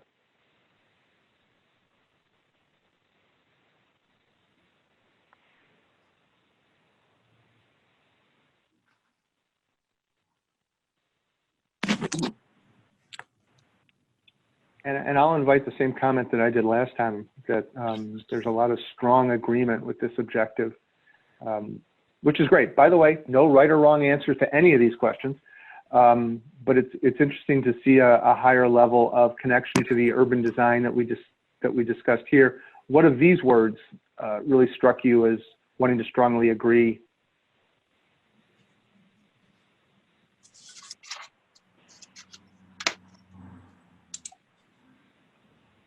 The feelings of safety and comfort for all. This is Janet Stack responding. Thank you. This is John again. I just think what we're going through now, I think it reinforces, like, you know, I don't know how long the quote hangover from this will be, but once we get to a new normal where people are really valuing their ability to safely interact with each other and be comfortable in public settings, I think going to a higher degree in this planning of it will help that notion. So great, thank you. This is Jack Burns. I just like to see a design where the ambience is designed where people just want to get in the car, drive to the facility, and just vegetate. Mike, this is Hal again. You know, it's also an entry point to our community for many that are visiting from the north and from the south, coming up and down 55. So I think there should be a little bit of a wow factor, or, you know, a little bit of an impressive entry character to it. So hopefully along Governor's Parkway and so forth, we can have a few things that catches people's eyes and draws their attention to maybe wanting to veer off the main route and drive through here and just see what it's about. Excellent. And this is Greg. If we're still going to be developing the 55 corridor itself, just off the highway for knowledge-based businesses, and this is back to the chicken and the egg, the businesses come, then the residents, the rooftops first, then the businesses. But because the proximity of this urban design we're talking about and the types of businesses I suspect we're trying to attract to that region, I think they'll be symbiotic, if you will, or be well reflective of each other, and will entice that business to come. Great. These are all great points. All right, again, just in the interest of keeping us moving along, I'm going to go to the next slide and ask if there's any words or ideas that were missing from this objective that there was strong agreement with. Now's a point to share them.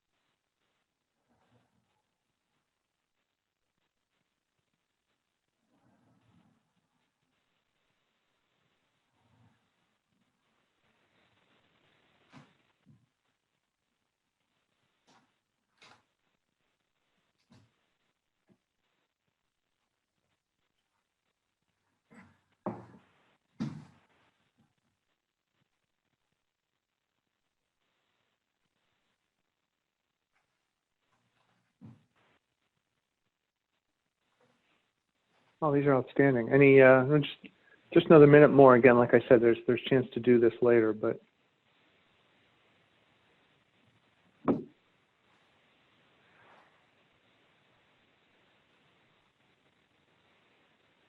I like benches. That's great. That's the simple idea. That's like my bike rack story, right? You can ask people to walk around, give them someplace to sit as well. Excellent. All right, let's move on. Again, like I said, there's going to be other chances, but I don't want us to get bogged down in anything. So the next level beyond design of a general character and a feel for an area is the actual architectural character, the buildings. How involved should the zoning ordinance be in terms of the design of the buildings? And again, the current code has a lot of standards for design, but as a concept, your reaction to the objective of the design of new developments that responds to the local traditions of residential and commercial architecture. So they create a character that, while unique, is clearly part of Edwardsville.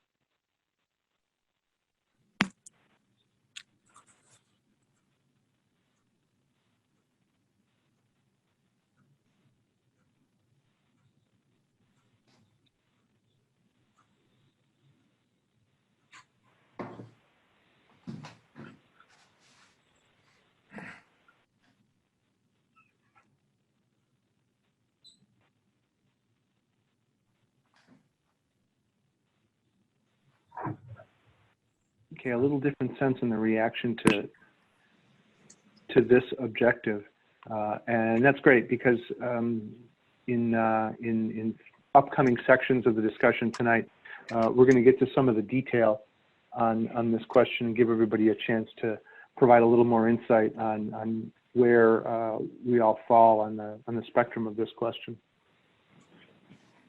The spectrum is really exactly what this is, and the amount of regulation that relates to the design of buildings falls in a range. So we'll all be able to share some thoughts on that in a bit. So just another quick couple of seconds for this, and then Carol, if you move on to the next slide, we can talk about what ideas here are missing, or judging from the responses, maybe what caveats you'd want to share in terms of this objective of architectural character.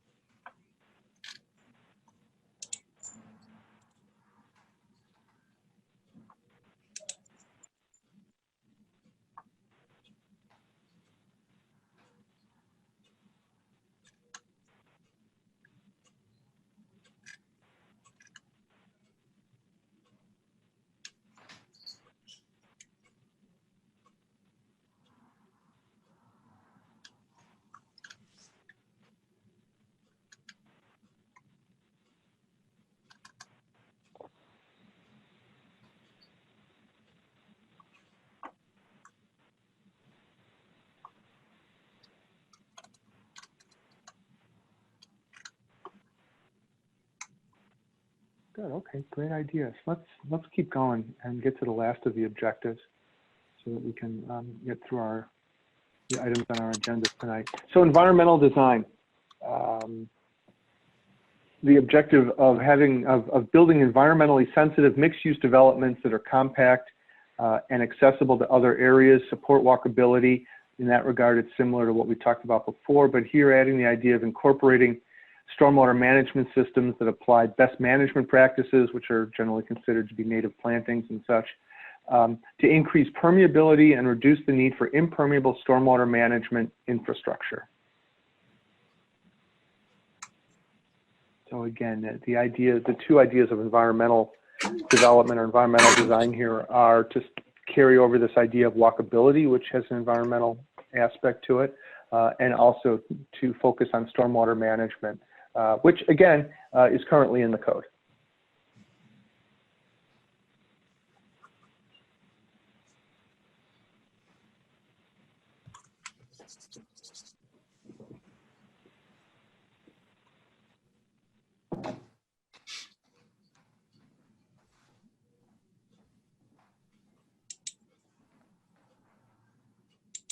Another second, I think we got just about everybody.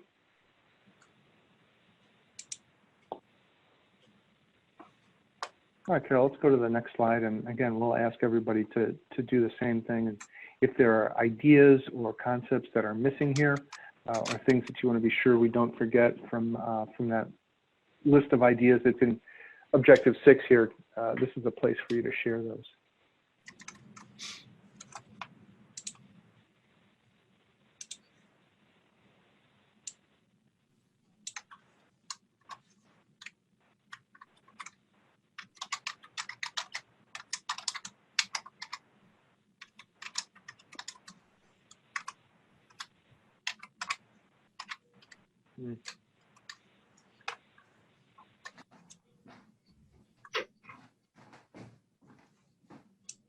Points, thank you.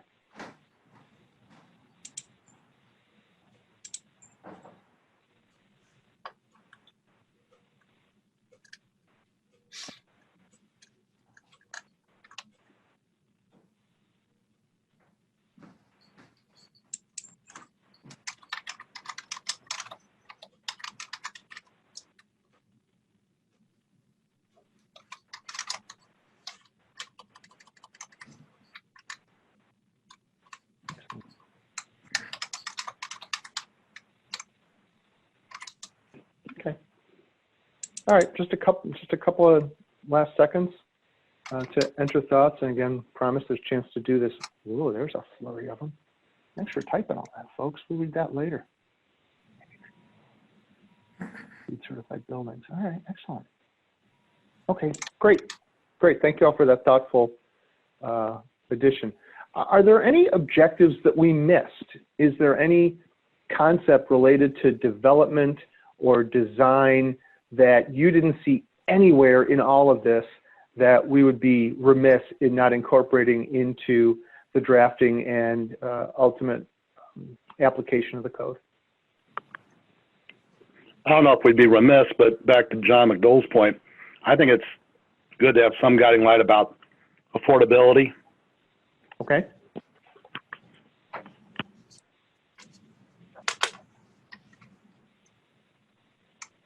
Just to comment on Greg's comments there, this is John Mullane. I guess the comments I have on that, not necessarily concerns, are we've had proposals before for affordable housing in Edwardsville, and they've never seemed to manifest because the market is not there. Okay. The developers cannot build affordable housing because by the time people turn it into the home they want, it doesn't fall under the category of affordable housing anymore. So we need to make certain that we're not going to legislate a development with no demand. Understood. Well, and mixed use in itself kind of implies smaller, more apartment condo type of situation, I think, too, which would bring down the cost and more affordable housing. This was Janet again. Hey, Janet, just to look at what we currently have now, some of the most expensive rentals in Edwardsville are the apartments above the mixed-use development at by the city park. Some of those are $2,000, $2,500 a month for a 3-bedroom apartment. And what I mean by affordable is affordable to the residents that we're trying to attract that are working at the businesses that we're wanting to attract, as well as the public safety, teachers, and other essential employees as well. Okay, great. All right, let's go to the next one. We got one more on these, and then we're going to move on from this idea. But this is great. This is great insight and great sharing here. We're learning a lot, and I hope this is helping you all wrap yourselves around a little bit about what we're trying to do. So just one more chance to kind of react to these statements. What the screen will let you do is if you select these, it'll let you rank them from 1 to 6. Or it'll let you indicate your sense of ranking for each of these from low to high.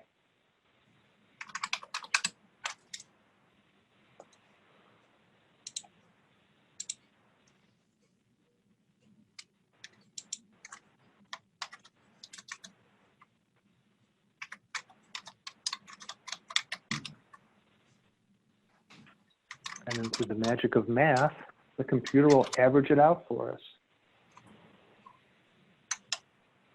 And again, there's no right answers, there's no wrong answers, but it's always interesting to see how these different factors become part of your collective thinking and then ultimately become part of how the ordinance gets drafted. This is not to say that any one of these is bad and won't be part of the future of the city or the future of the code, but just again, another way of thinking about them.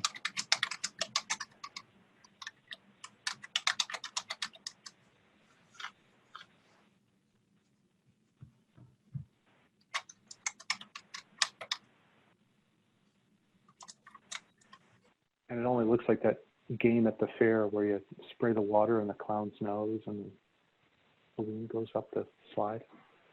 It doesn't have to look like that, but. Great, interesting. The importance of the environmental aspect certainly rising to the top here. And not that economic development is unimportant, but it's not the be-all and end-all, which commend you as an important approach to dealing with zoning and development. Mike, I don't know if this is Hal Patton, I don't know if there's room for it, but the whole reason I think we're doing this is we talked about ease of use and efficiency for the city to be able to assist in the development of this area. And I don't see that really reflected in any of the objectives. I worry about that component. Okay. For the city to be part of the effort. Yeah, just, in terms of the implementation and development of this area, I mean, it's critical that these objectives and these factors are present, but it has to be something that is somewhat easy to follow and easy to enforce, and it creates a win-win situation. A couple of the projects that we've looked at or had come in, it's adversarial. It's can I do this Yeah. here? No. Well, can I do it that way? Maybe. Well, what if we develop this way? And just, I think that should be part of the objectives. I'm not exactly sure how to word it. If you gave me 5 minutes, I could probably crank it in there. But in the meantime, I just wanted to see if any other people on the panel thought that there could be a sentence about that. Yeah, this is Greg. I agree. I think one of the reasons we're here today is because we've had this plan for a while and had some experience with it, and there are, through just that experience, there's reasons for improvement, and whatever those reasons are, I think Mayor hit upon some principal ones, those ought to be reflected in the objectives as well to overcome what those problems were that gave rise to this today. Great, thank you. Anybody else got any last thoughts on the big picture, the broad objectives of the district before we move on to some of the gory details? This is Mike Pearsall. One of the things that I want to kind of reinforce is that this has been a long-term planning effort, obviously. And I know each community, Edwardsville, Glen Carbon, and the county has been involved in it. There's been a change in leadership in a number of communities. But obviously, from my perspective, is there has got to be a coordinated effort among each of the local governments to be able to move forward with the final determination as how they're going to be able to do this. Okay. Great. John Mullane again. I especially think that that's important when we're looking at long-range transportation plans. Yeah. Because the developments can differ from municipality to municipality, but the infrastructure, the roads to get from Glen Carbon to Edwardsville to unincorporated Madison County have to be planned. Coordinated, yes. That's exactly right. And also, if we're going to attract the businesses that we're desiring to attract to Edwardsville in the I-55 corridor, we want to make sure that we have that nice entry point through Glen Carbon, and that was part of the coordination effort as well and should continue. And this is Beth Schleter. I just want to echo the comments and about coordination with the other communities and adherence to those needs for coordinated transportation. Thank you all for raising that. If I could, the Anderson Hospital building was probably the easiest project that we've had to deal with in terms of they came in with a great architectural plan. They've engineered the property correctly, and they're able not only to add their first building, but have multiple uses. So this particular plan worked perfect for that. We had some other challenges, along other projects involving some churches and parking and in the front versus the side. But one of the ones that I think these guys are kind of alluding to, and I remember quite distinctly, is a subdivision with multiple phases that was going to be across the street from the gun club out off 143. And it was recently turned down by the county board. And it could have fit a couple of those niches. It could have fit a good, affordable housing. It certainly would have brought some new construction and some jobs. But I believe it was shut down because of transportation. The road connecting, and I'm drawing a blank, it might be Staunton Road. I can't remember for sure what road goes 143 north there, but basically, that plan and that potential development was shuttered, and that was within the county, within the I-55 plan, and in my opinion, it was consistent with the zoning of that plan. So there's a real fresh example of, if we're going to have this plan and we're going to have three bodies participate, you would hope that the powers that be that have the votes on those potential decisions would follow the plan. Well, and that's implementation. That's something that we'll cover as a different phase of all this. But in the interest of time, let me thank you all for all those comments and move us to the second phase of the discussion, specifically thinking in terms of the land use. So from a zoning standpoint, again, as I mentioned, the form-based code focuses more on the design than the specific land use. What does the building look like? How does the building fit on the lot? And the land uses in the current ordinance are rather broad in terms of what's allowed. So we wanted to spend a few minutes getting your take on those notions of land use. So we're going to continue to use the Mentimeter as a tool to do that. And remind you here on this slide that there's really primarily 4 land uses that are incorporated into this zoning district. The mixed-use commercial area, which you see on red at the top right. Just to orient again everybody, I-55 and 143 is the intersection, the interchange there, thank you, Carol, is right under the I-55 logo. Below that is an area designated for rural residential, which is a larger lot area. The rest of the yellow talks about neighborhood residential, but also has a mixed-use character because you can see that's where the Plummer Family Park is. And then that town center area that we talked about is designed in the code to be that small walkable business area that all those ideas of pedestrian character come from. And you can see that kind of the bottom left, the southwest corner there is where Anderson's campus is coming in, and that's where the YMCA is. So just to give everybody a bit of an orientation in the different kinds of uses, these are pretty broad brush land use designations. In fact, if you think back just to the work we all did together regarding the B1 and the MU1, those were very small, very focused, very specific areas. Well, this is painted with a different brush. Again, it's just a different approach. There's not a right or wrong answer, but we want to use the next few minutes to test your sense of that as a tool. So let's move to the next slide. And if I might, I think the reason for the broad land uses is because there was a lot of flexibility, well, in practice, I guess not, but in how to bring in building and development through the form-based code. Right, exactly. It's not an unusual approach to the form-based code, but it creates, oh Lord, it creates that flexibility applies to land use. And so the question that we have here, thank you, that's a great lead in. Let's even go to the next slide, Carol. The question that we really have here is the extent to which that flexibility of land use is where the city is at or wants to continue to be, or whether or not there's a different approach. And as a way of kind of evidencing that or sharing that, we've pulled up 3 of the city's very own tools, and I'll start on the left. So this is the current comprehensive plan, right? And comprehensive plans have land use maps in them, and they identify a land use pattern. And so what you see here is one approach. Again, as I'm just going to keep saying, there's no right or wrong answers here. But you see here that there's more residential than there is in the current zone, in the current district. There's smaller focused commercial development at main intersections and at the interchange, and that there's actually an industrial component of development on the east side of the interstate.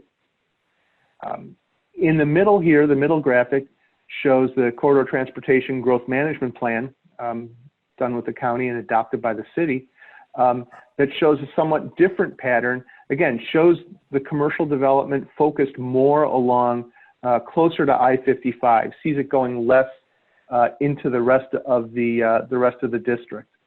Has got significant greenway components, and again, since this was a growth management plan and related to transportation, it shows additional interchanges, and it shows some of that long-range transportation planning that you all have brought up tonight. So again, clearly that needs to be part of what's going on. Okay, and let me interrupt you for a moment, because that center one I thought was adopted as part of our comprehensive plan by 2010. It was. Okay, so when you show the 2010 comprehensive plan to the left, that's not an accurate map? It really should be the middle map? The 2010 has got a little bit of an update to it, but it's really here just as an example of showing some different patterns. Okay, all right. I just want to make sure that we understood that in 2010, the I-55 corridor was part of our comprehensive plan. Correct, absolutely. Sorry if I gave the wrong impression. No, the slide legends don't give the right impression. Okay. And then on the right side, we've got the actual zoning district map for the I-55 corridor. And again, the top half is in Edwardsville, and the lower portion of that is the part that's in Glen Carbon. But again, what you see is this much You only see these 3 colors on here, 4 colors on here. There's much less specific designation of what should go where. So let's go to the next slide and ask the question that relates to that. And if people would rather just discuss it, that's certainly great too. But the question is, do any of these patterns strike you as being more appropriate for the district? Whether or not we're not so concerned with land use, whether or not we need to be more specifically focused with land use, kind of the way we are in the downtown and the MU1, or is it just not that important what the land use is? We're more concerned about how it looks. Any thoughts about that, or any of these characteristics down here jump out at anybody, whether or not, I think the system will let you actually enter any words that you've got here, or if anybody wants to share any ideas, we can do that here. I'm thinking as we talk about the downtown area and the land uses, they're much more important because we're working within an established area. We have definite residential, definite commercial, and we're buffering those areas as the commercial expands. As we're looking at the essential clean slate of the I-55 corridor area, do we maybe not tie ourselves to anything at the beginning and then get to be a little more involved with that as we see who our main tenants and how things begin to develop, and then we can foster from there, as opposed to maybe limiting ourselves by setting too many parameters up front? Well, this is Greg. The center, first off, I think you need to have a plan. I mean, it's part of the comprehensive plan to be able to know how we would like to see development go. And part of that is how you're going to buffer between, commercial, industrial, business, residential, more dense residential, and so forth. And what I like about this center planning map is that it has a transportation plan in it. And that also helped to inform, ultimately, the desired uses of areas within that area with transportation laid in. Mm-hmm. Greg, that is what Mike Pearsall. That is exactly what I was going to mention is plan has got to be flexible, but it's got to be detailed enough to be able to at least preserve the areas that are going to be needed to extend the roadways and not be in a position that you develop over there. This is Alderman Lawler, and I think the land use that went into the corridor planning was probably one of the most debated parts of the plan. The one that met with the most hostility and then agreement. Adapting the transportation plan to meet those land uses, I think, are appropriate given the input we got from a lot of constituents.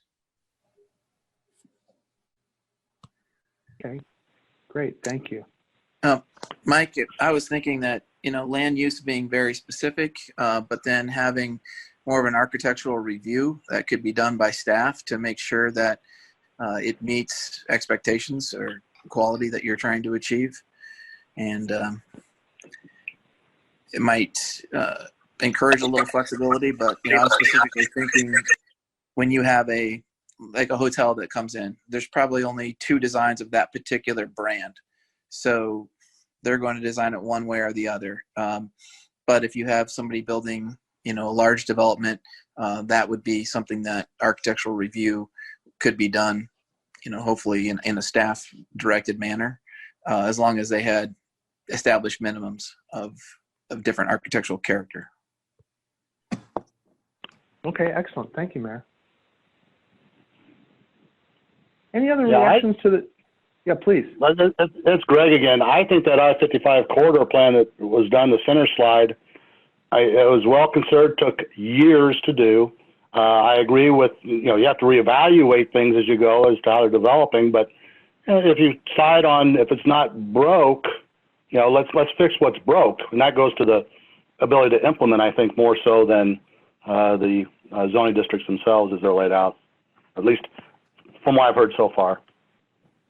Greg, this is Beth Schluter. I would totally agree with that. I understand that staff has had some justifiable issues and questions in trying to implement the specifics of the architectural plan. But as Mike reflected, and you as well, Greg, the laying down of the districts and the transportation and the long range plan for that, while it's primarily empty area and we have the ability to do it correctly and not lock ourselves in, I think is important. So yeah, if we were going to have modifications in anything, I would not do it in the land use and transportation area. And I would agree that the chart in the middle here is the one that makes the most sense to me and was approved after a number of years and lots of community meetings and input on that.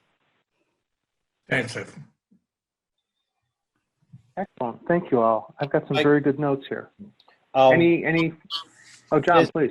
It's John Moyne. One final point on I agree with all the comments so far on the center transportation plan and everything, but we have to ask ourselves, to me, the core parts of that I see in terms of development are the additional interchanges proposed at Goshen and Mick Roads. Mr. Mayor, how much of a reality do you see that being that the state will give us 2 exit ramps that close together in that area? I was going to comment on that. Thanks for bringing that up. But basically 0. And it's not that they wouldn't want to see that. I mean, their engineers, their local personnel are very much in favor of something nice and developable out here. But it really comes down to finances. And, just us trying to get a 3-lane road started on Sports Park Drive coming out of Goshen Road, $750,000, and we're about a third of the way done. So a lot of these things get driven down to the dollars, and whether you ask the developer to put this in or whether you work with the developer and the city and the state, there's a lot of questions there. I did talk with Mike about that earlier today because I think we're on the right path here. Don't get me wrong. I agree with the land uses, and I agree that's an impressive map. And if we could do it just like it is, fantastic. But it's gonna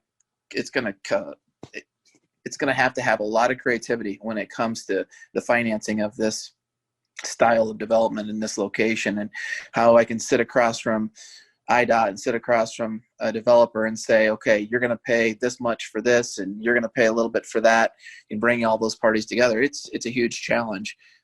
So having this as a guide and getting as close to it as possible might be realistic. And again, as Mike started off, this is not just a 1-decade deal here. This is probably 2 or 3 decades to get some of those other interchanges and the growth to the north.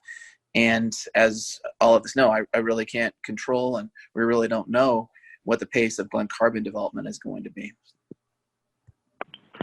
Yeah, and my recollection is that those interchanges were not essential, and you'll see there's a lot of side roads, if you will, subsidiary roads, but it was important to identify priorities in case funding became available, and have to have agreement on those priorities between the municipalities involved. A good part of planning is to have those contingencies. Absolutely. Yeah, Greg, that's exactly true. So I'm gonna move us along in the interest of time. We had kind of hoped and promised to be done as close to 8:30 as we could. So I want to spend about 15 minutes talking about that third element that I mentioned, which is design standards. Every zoning ordinance has got some level of design in it, right? And there is purpose for having these design standards. And I'm not going to read through them, but you can see them here, and we can just touch on a couple of things, right? These are out of the current code. This is the code's direction for why it has these very specific design standards about being compatible and being attractive and enhancing and that sort of thing. But the question is, how much of a role in defining that design standard should the ordinance play? And the more prescriptive the ordinance is, the less flexibility you have. And that's why you all have dealt with the parking lot, whether or not it would be in front or behind the church, whether or not you would have the opacity of the windows at Anderson. That's why all these things became issues for you to manage. The level of design also creates a lot of questions in terms of flexibility. So the more of this you have, more of these design standards you have, the less flexibility you have. And what we hope to help you find as we go through this process is what is the balance. Again, there's no right answer. The question is, how do we best meet the objectives of the city? So Carol, let's go on to the next items that are taken directly from the code and relate to some of the specific design standards. So just as a way of sharing some of these commercial and industrial ideas, and those of you that are familiar with the code will know these things and recognize these photos and such. But this is effectively kind of the level of detail that the architectural standards get down to, and talking about how to design these building entrances and street walls. And if you're going to have these things, this is what they need to look like. And these are the example pictures that are in there. There's one more of these, if we can keep going, Carol.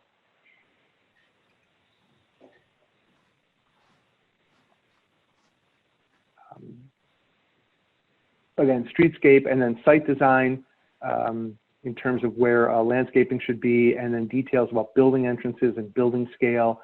Again, these are part of the commercial standards. The next slide shows that there's also some standards that relate to multifamily buildings that may be done if they're going to be townhomes or multifamily residential uses. You know, the code spells out, you know, where and how should entrances be located, what should roofs look like, how can you apply garden walls, that sort of thing. And again, in and of themselves, these are fine standards. The question is, to what extent should these things be specified by the code? You'll recall that as part of the B1, we had some of these notions in there about buildings being to the property line, about where the front doors are located, about the opacity of the windows. So some degree of this is certainly appropriate to have part of the code. The question is just how much. So we've got a question on the following slide. Oh, sorry, I forgot this one. The other standard that's spelled out in the code relates to single-family design, and that's about the percentage of brick, essentially, or brick-like materials that are part of the design. These were drawn in the code from the condo docs of the recent developments that have happened there. So this is effectively based on an existing standard. So that's how this number was reached. And one of the questions we'll look to confirm as we go through this process is whether or not we want to continue this kind of rule. So does the next one have the voting on it? I think it does. I think it does. Have we had general pushback on the design codes, or has it just been pretty much specific standards on, like windows, for example, very narrow? And I'll invite somebody from staff to add to this, but it's really been not about the construction standard or these standards in general, but about the specific ones that didn't work, like the opacity of the windows and such. Right, which was related to regulations for privacy for patients. Correct. Yeah, that's exactly right. This is Emily. It hasn't been general pushback. It's been more site-specific design challenges because of the use type. Okay, and I don't know if we're getting developer pushback for undue cost and that sort of thing, but it's really site-specific. It has been site-specific, but I will also say that we have a lot of questions of that up front. As people are interested in developing in this area, we get asked questions about the kind of design and if there's any leniency to be given on any of these things. So it's always on the front of people's minds. Sure, and we get that from the rest of the city as well. Yeah. Emily, Mike Pearsall here. Having, sitting on the Zoning Board of Appeals and the Plan Commission, when those items, which I sat on, came, they were dealt with swiftly. And to be quite honest, I think they were dealt to the satisfaction of the client, or not the client, but the property owner or the developer and staff. So I don't see where we had any real issues that may have denied a major project. Emily, if I could interrupt, I don't know if Eric is on this call or any of the other city staff that deals with some of these questions. Is Eric with us tonight? Yeah, I'm on here. I mean, Eric, I remember one at the church. I don't remember specifics, but they were wanting to put a restroom up front, and we were supposed to have a certain percentage of windows or glass up front.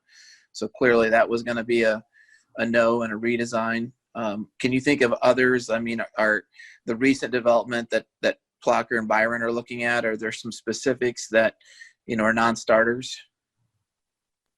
The example you're using was the Presbyterian Church on Ridgeview Road, which that was that was a reasonable change that they requested. With the proposed development from Byron and Plocker, we haven't gotten far enough with them on any site-specific, building-specific on the site. We've only been looking at how they were going to divide the lots up at this point.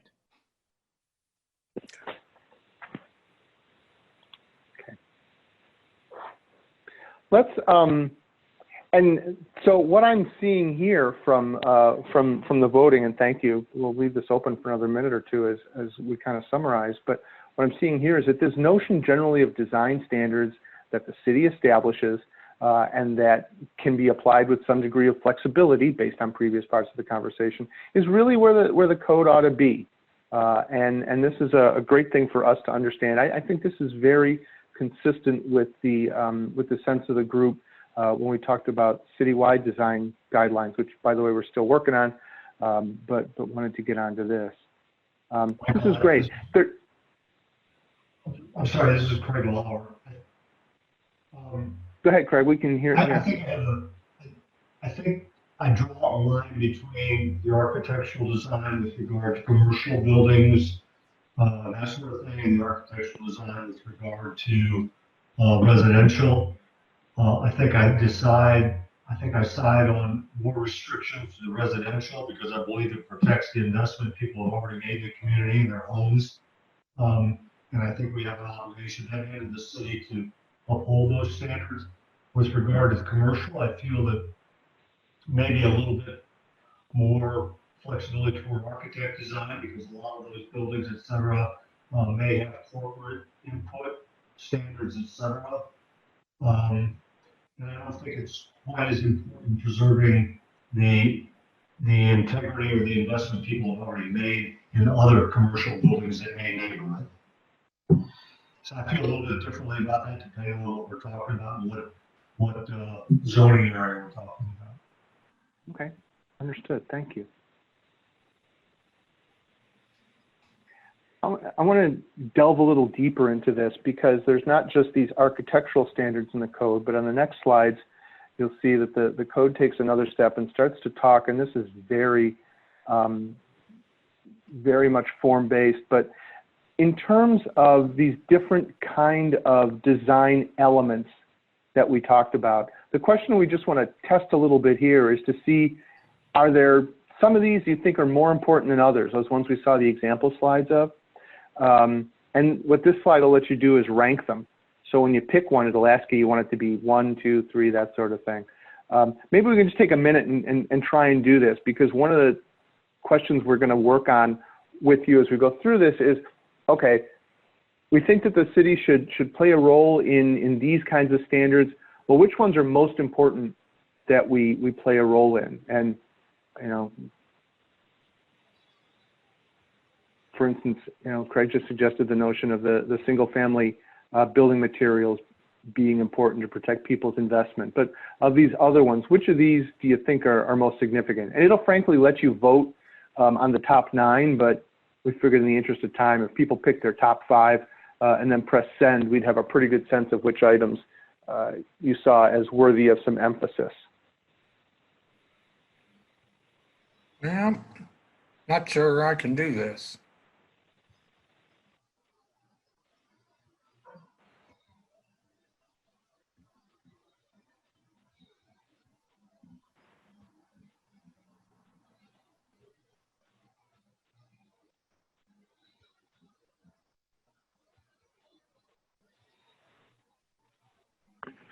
Well, Mike, to make it easy, building appearance includes already exterior walls and building materials. Right, and so it's got the general notion of building appearance as opposed to whether or not there should be some of these specific things tested. So yeah, there's a little bit of overlap, no doubt.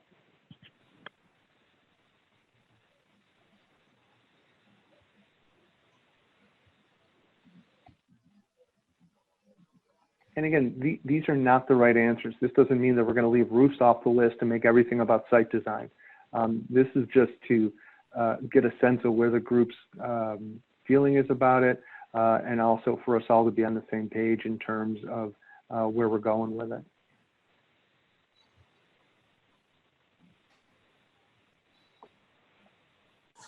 Mike, I think the insurance company are going to think that roofs are important. Just kidding. And this again is about how they look, not whether or not anybody has one.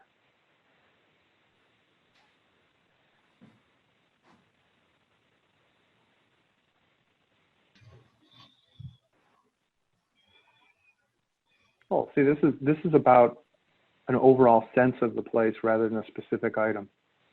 So let's move on to the next one, which gets us a little bit more to some of these specific items. And I'm going to ask your indulgence. It's about 8:30. I'm going to ask your indulgence for about 5 more minutes to talk about these ideas of frontage types, which is a very specific design idea that's in the code.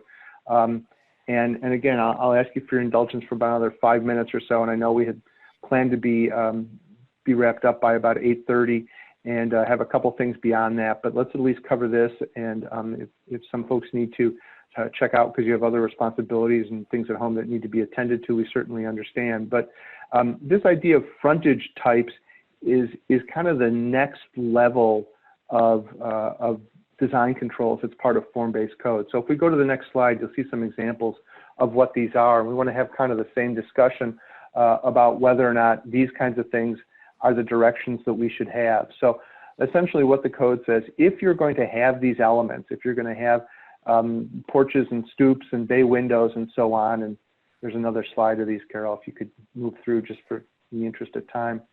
You know, if you're going to have arcades and terraces and colonnades for each of these different types of uses, this is how you should do them. So the rules are very specific in terms of how you should be doing awnings and where awnings should be. So this is that next level of detail. And somebody had made the comment about building appearance generally encompasses all these things, and it certainly does. But the question here starts to get to whether or not we want to be at this level of detail. So if we go to the next slide. Yeah, just to clarify though, what those 2 slides were showing was where those types of features, in which districts they're permitted. So for example, and my slide just changed, but awnings, for example, commercial, business, not residential. So it's not just whether they're desirable, but only saying if you as a developer want to put them in, they can only go in these districts unless you get, well. Right, yeah, and that's why that's a great clarification. Thank you for that. I should have highlighted that. That's why we put all that stuff on the chart. Was to make that clarification, and I skipped past it. So thank you for doing that. So the question is if we want to have building design elements limited only to certain districts and not to others. That's really what that was demonstrating. Right, exactly. And so the question is whether or not we want to be that involved in the design of any of these buildings. And again, there is not a right or wrong answer. These are all decisions to be made, and we're not voting on it tonight. But the idea is to facilitate the discussion, hear your sense of it, and kind of plug everybody's mind into the fact that these are the questions we're going to be wrestling with as we get further into the process. Right, and just to repeat, that's something we've been through before. And unless there's a problem with the implementation of those design types limited to only those districts, I don't know if there's an issue. And I've not heard anybody say that. Nope, understood. Those are the questions we're starting to test tonight. Okay.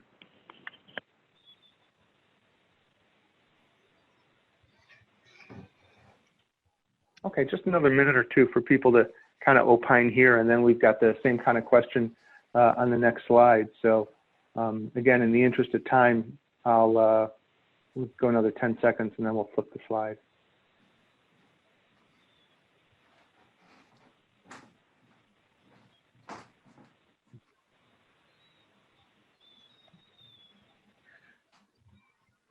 Okay, Carol, let's go to the next slide, and we've got the similar kind of question that we had before in terms of, to the extent we want to continue to specify specific design pieces by district, as the chart showed and as was discussed, and their relative significance to regulating the appearance of buildings, which of these strike you as worthwhile to have regulations for? And again, ultimately the answer might be all of them. Why are you asking us to pick, Michael? But just to see if there is a sense of preference or area of emphasis, it's worth understanding that.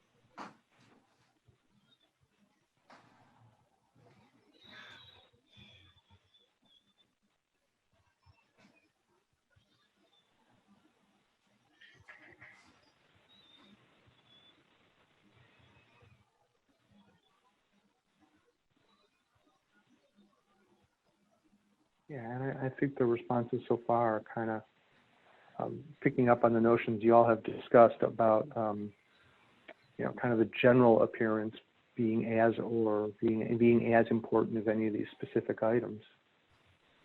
And again, understanding that these specific items are how you get to that overall general appearance.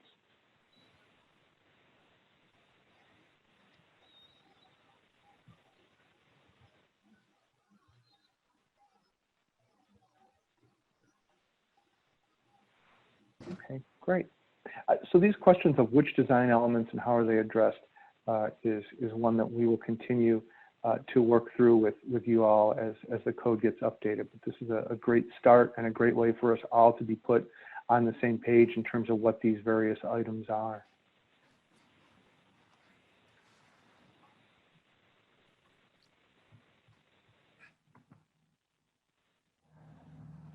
And again, we'll send this around in summary form and ask everybody to, if there are any comments that you can get a chance to add.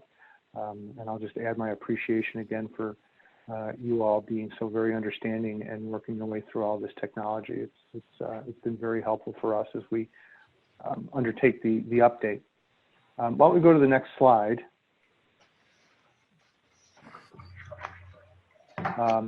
And I would suggest to you, and I'll look for some guidance here from staff, Mayor, whoever wants to send me in the right direction here. But we've got a few more questions about some of the more specific land uses that you all, to get your reaction on what might be most appropriate.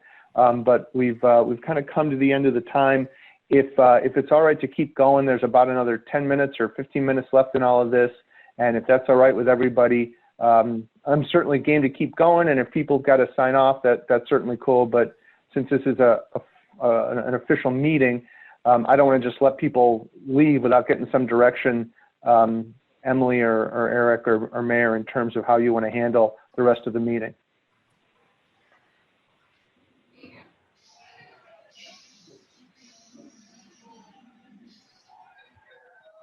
From the Plan Commission side, as Chairman Strummerling, I have no objection to continuing on and finishing the items that you had planned to discuss. Thanks, John. Yeah, All right, I mean, well, I think we're okay to keep going, and if anyone has to jump off, they can do that. Okay, terrific. Thank you for that.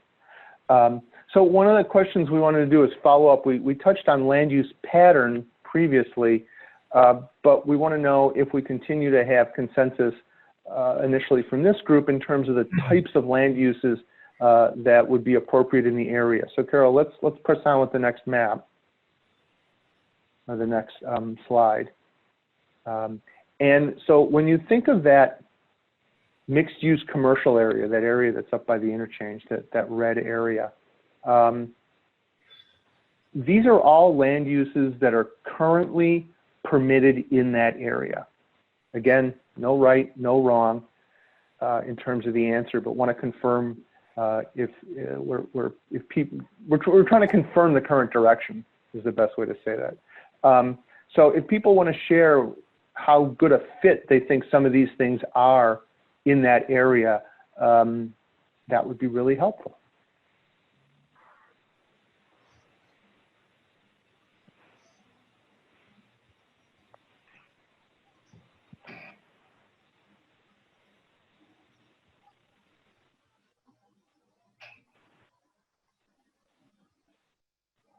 And some of this comes down to a sense of scale, right? And whether or not larger merchandise and, you know, home and garden and office buildings, these are kind of bigger things, campuses, hospitals.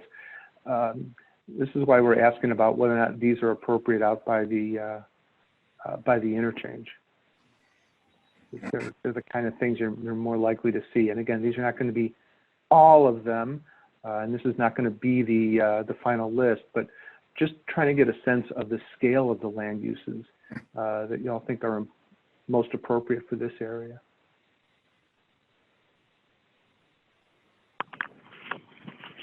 This is Greg. Are all these already allowed in the mixed-use commercial areas envisioned by the current I-55 corridor plan? Yes, they are. Thank you.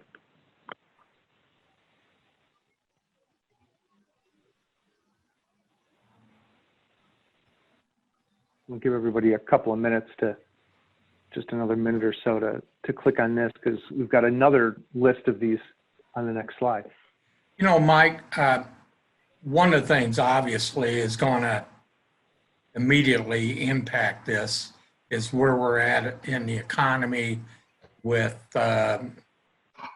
stores closing or not being able to survive. I know this is a long-term thing, so we just got to kind of look at it from a standpoint of how the economy is going to recover, where it's going to recover, what are going to be the primary uses that the community can really thrive at. Yeah, I think that's well said, Mike. And as ridiculous as it sounds, as we all sit here staring at our computer screens rather than being together, you know, we almost have to look beyond the current economy and the current crisis to think in terms of what we should do here. So let's go to the next slide, which is a continuation of this. And again, just looking for everybody's reaction to whether or not these sorts of things are appropriate in that mixed-use commercial area. Again, they're all generally, this list is all permitted now. So these are things that can happen out there, and we're looking to get your confirmation or sense of where there might be an outlier.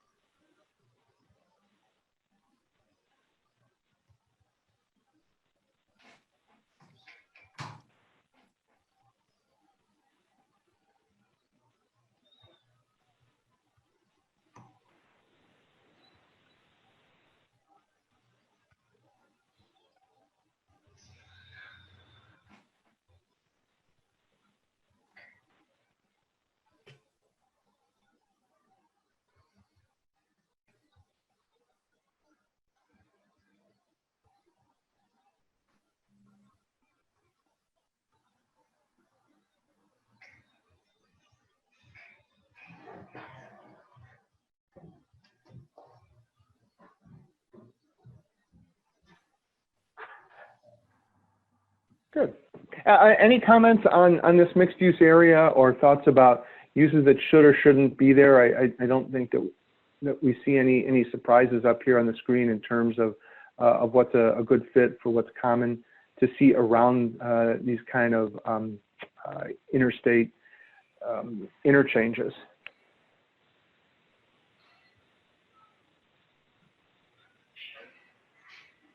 Let's go to the next set of questions and get you to think about that different scale. Remember that, so now we're talking about the town center area, that area that was smaller, that was walkable, that was meant to be like a neighborhood business district out in this part of town. And so this is that area that the description and the objectives that we talked about focused on walkability and pedestrian character and so forth. Which of these kinds of things you think are a good fit there?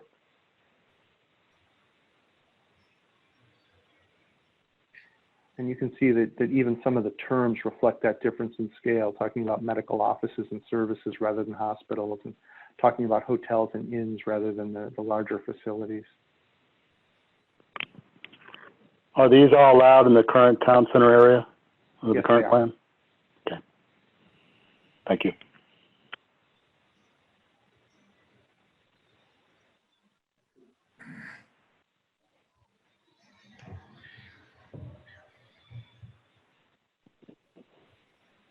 And not that we're looking to change any of these or boot any of these, but it's just a way for us to kind of share the perspective together. And if anything fell really off the table, that would be something that we'd want to give some thought to. Yeah, and just to clarify too, the town center area itself, my recollection is, it doesn't allow, for example, a museum right on top of a residential area. In other words, there's zones within the town center. From residential on into a more dense commercial area. So when you're looking at this list, it doesn't mean one's going to be right next to the other. Right. This isn't Houston. We have zoning. Right. But that's a good clarification. Thank you. I didn't want to create the impression that this stuff is all just dropped onto the same main street. So and there's a few more on the next slide that we can have the same discussion about.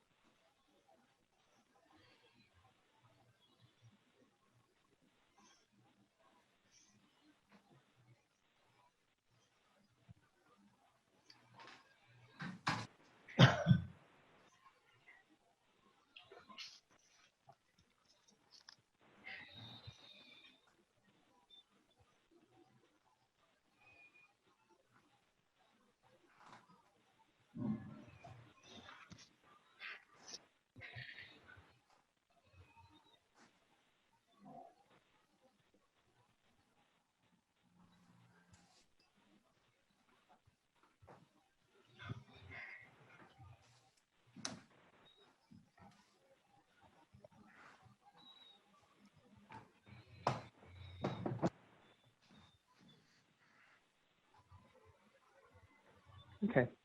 Yeah, I think this reflects the mix that we've been talking about. So again, no surprises, and we weren't looking to reinvent the wheel here, but are looking for your confirmation and just to share some thoughts together on it. Any other thoughts about the uses in the town center, or anything on this list that you saw that's a really great idea or a really dumb idea that anybody wants to comment on before we finish off with this? This is Greg. I guess it just goes down to what's your definition of town center of a town center. If it's got various zones in it, then that's different than just plopping all things in a town center. And as you said earlier, these are very large areas we're talking about, from town center to mixed use areas, and there's a lot of definition in terms of how to zone various uses within those centers. So when you go to your voting, that it's kind of hard to vote given the way it's set up, because to me, it's either yes, it's correct, or it's not correct. Because there's a range of degree already built into the current zoning. Right. These things wouldn't all be in the core of it, or wouldn't be on the whatever Main Street might be. Understood, and we take that into account as we look at all of this feedback. Absolutely, I think that's a great clarification. Thank you.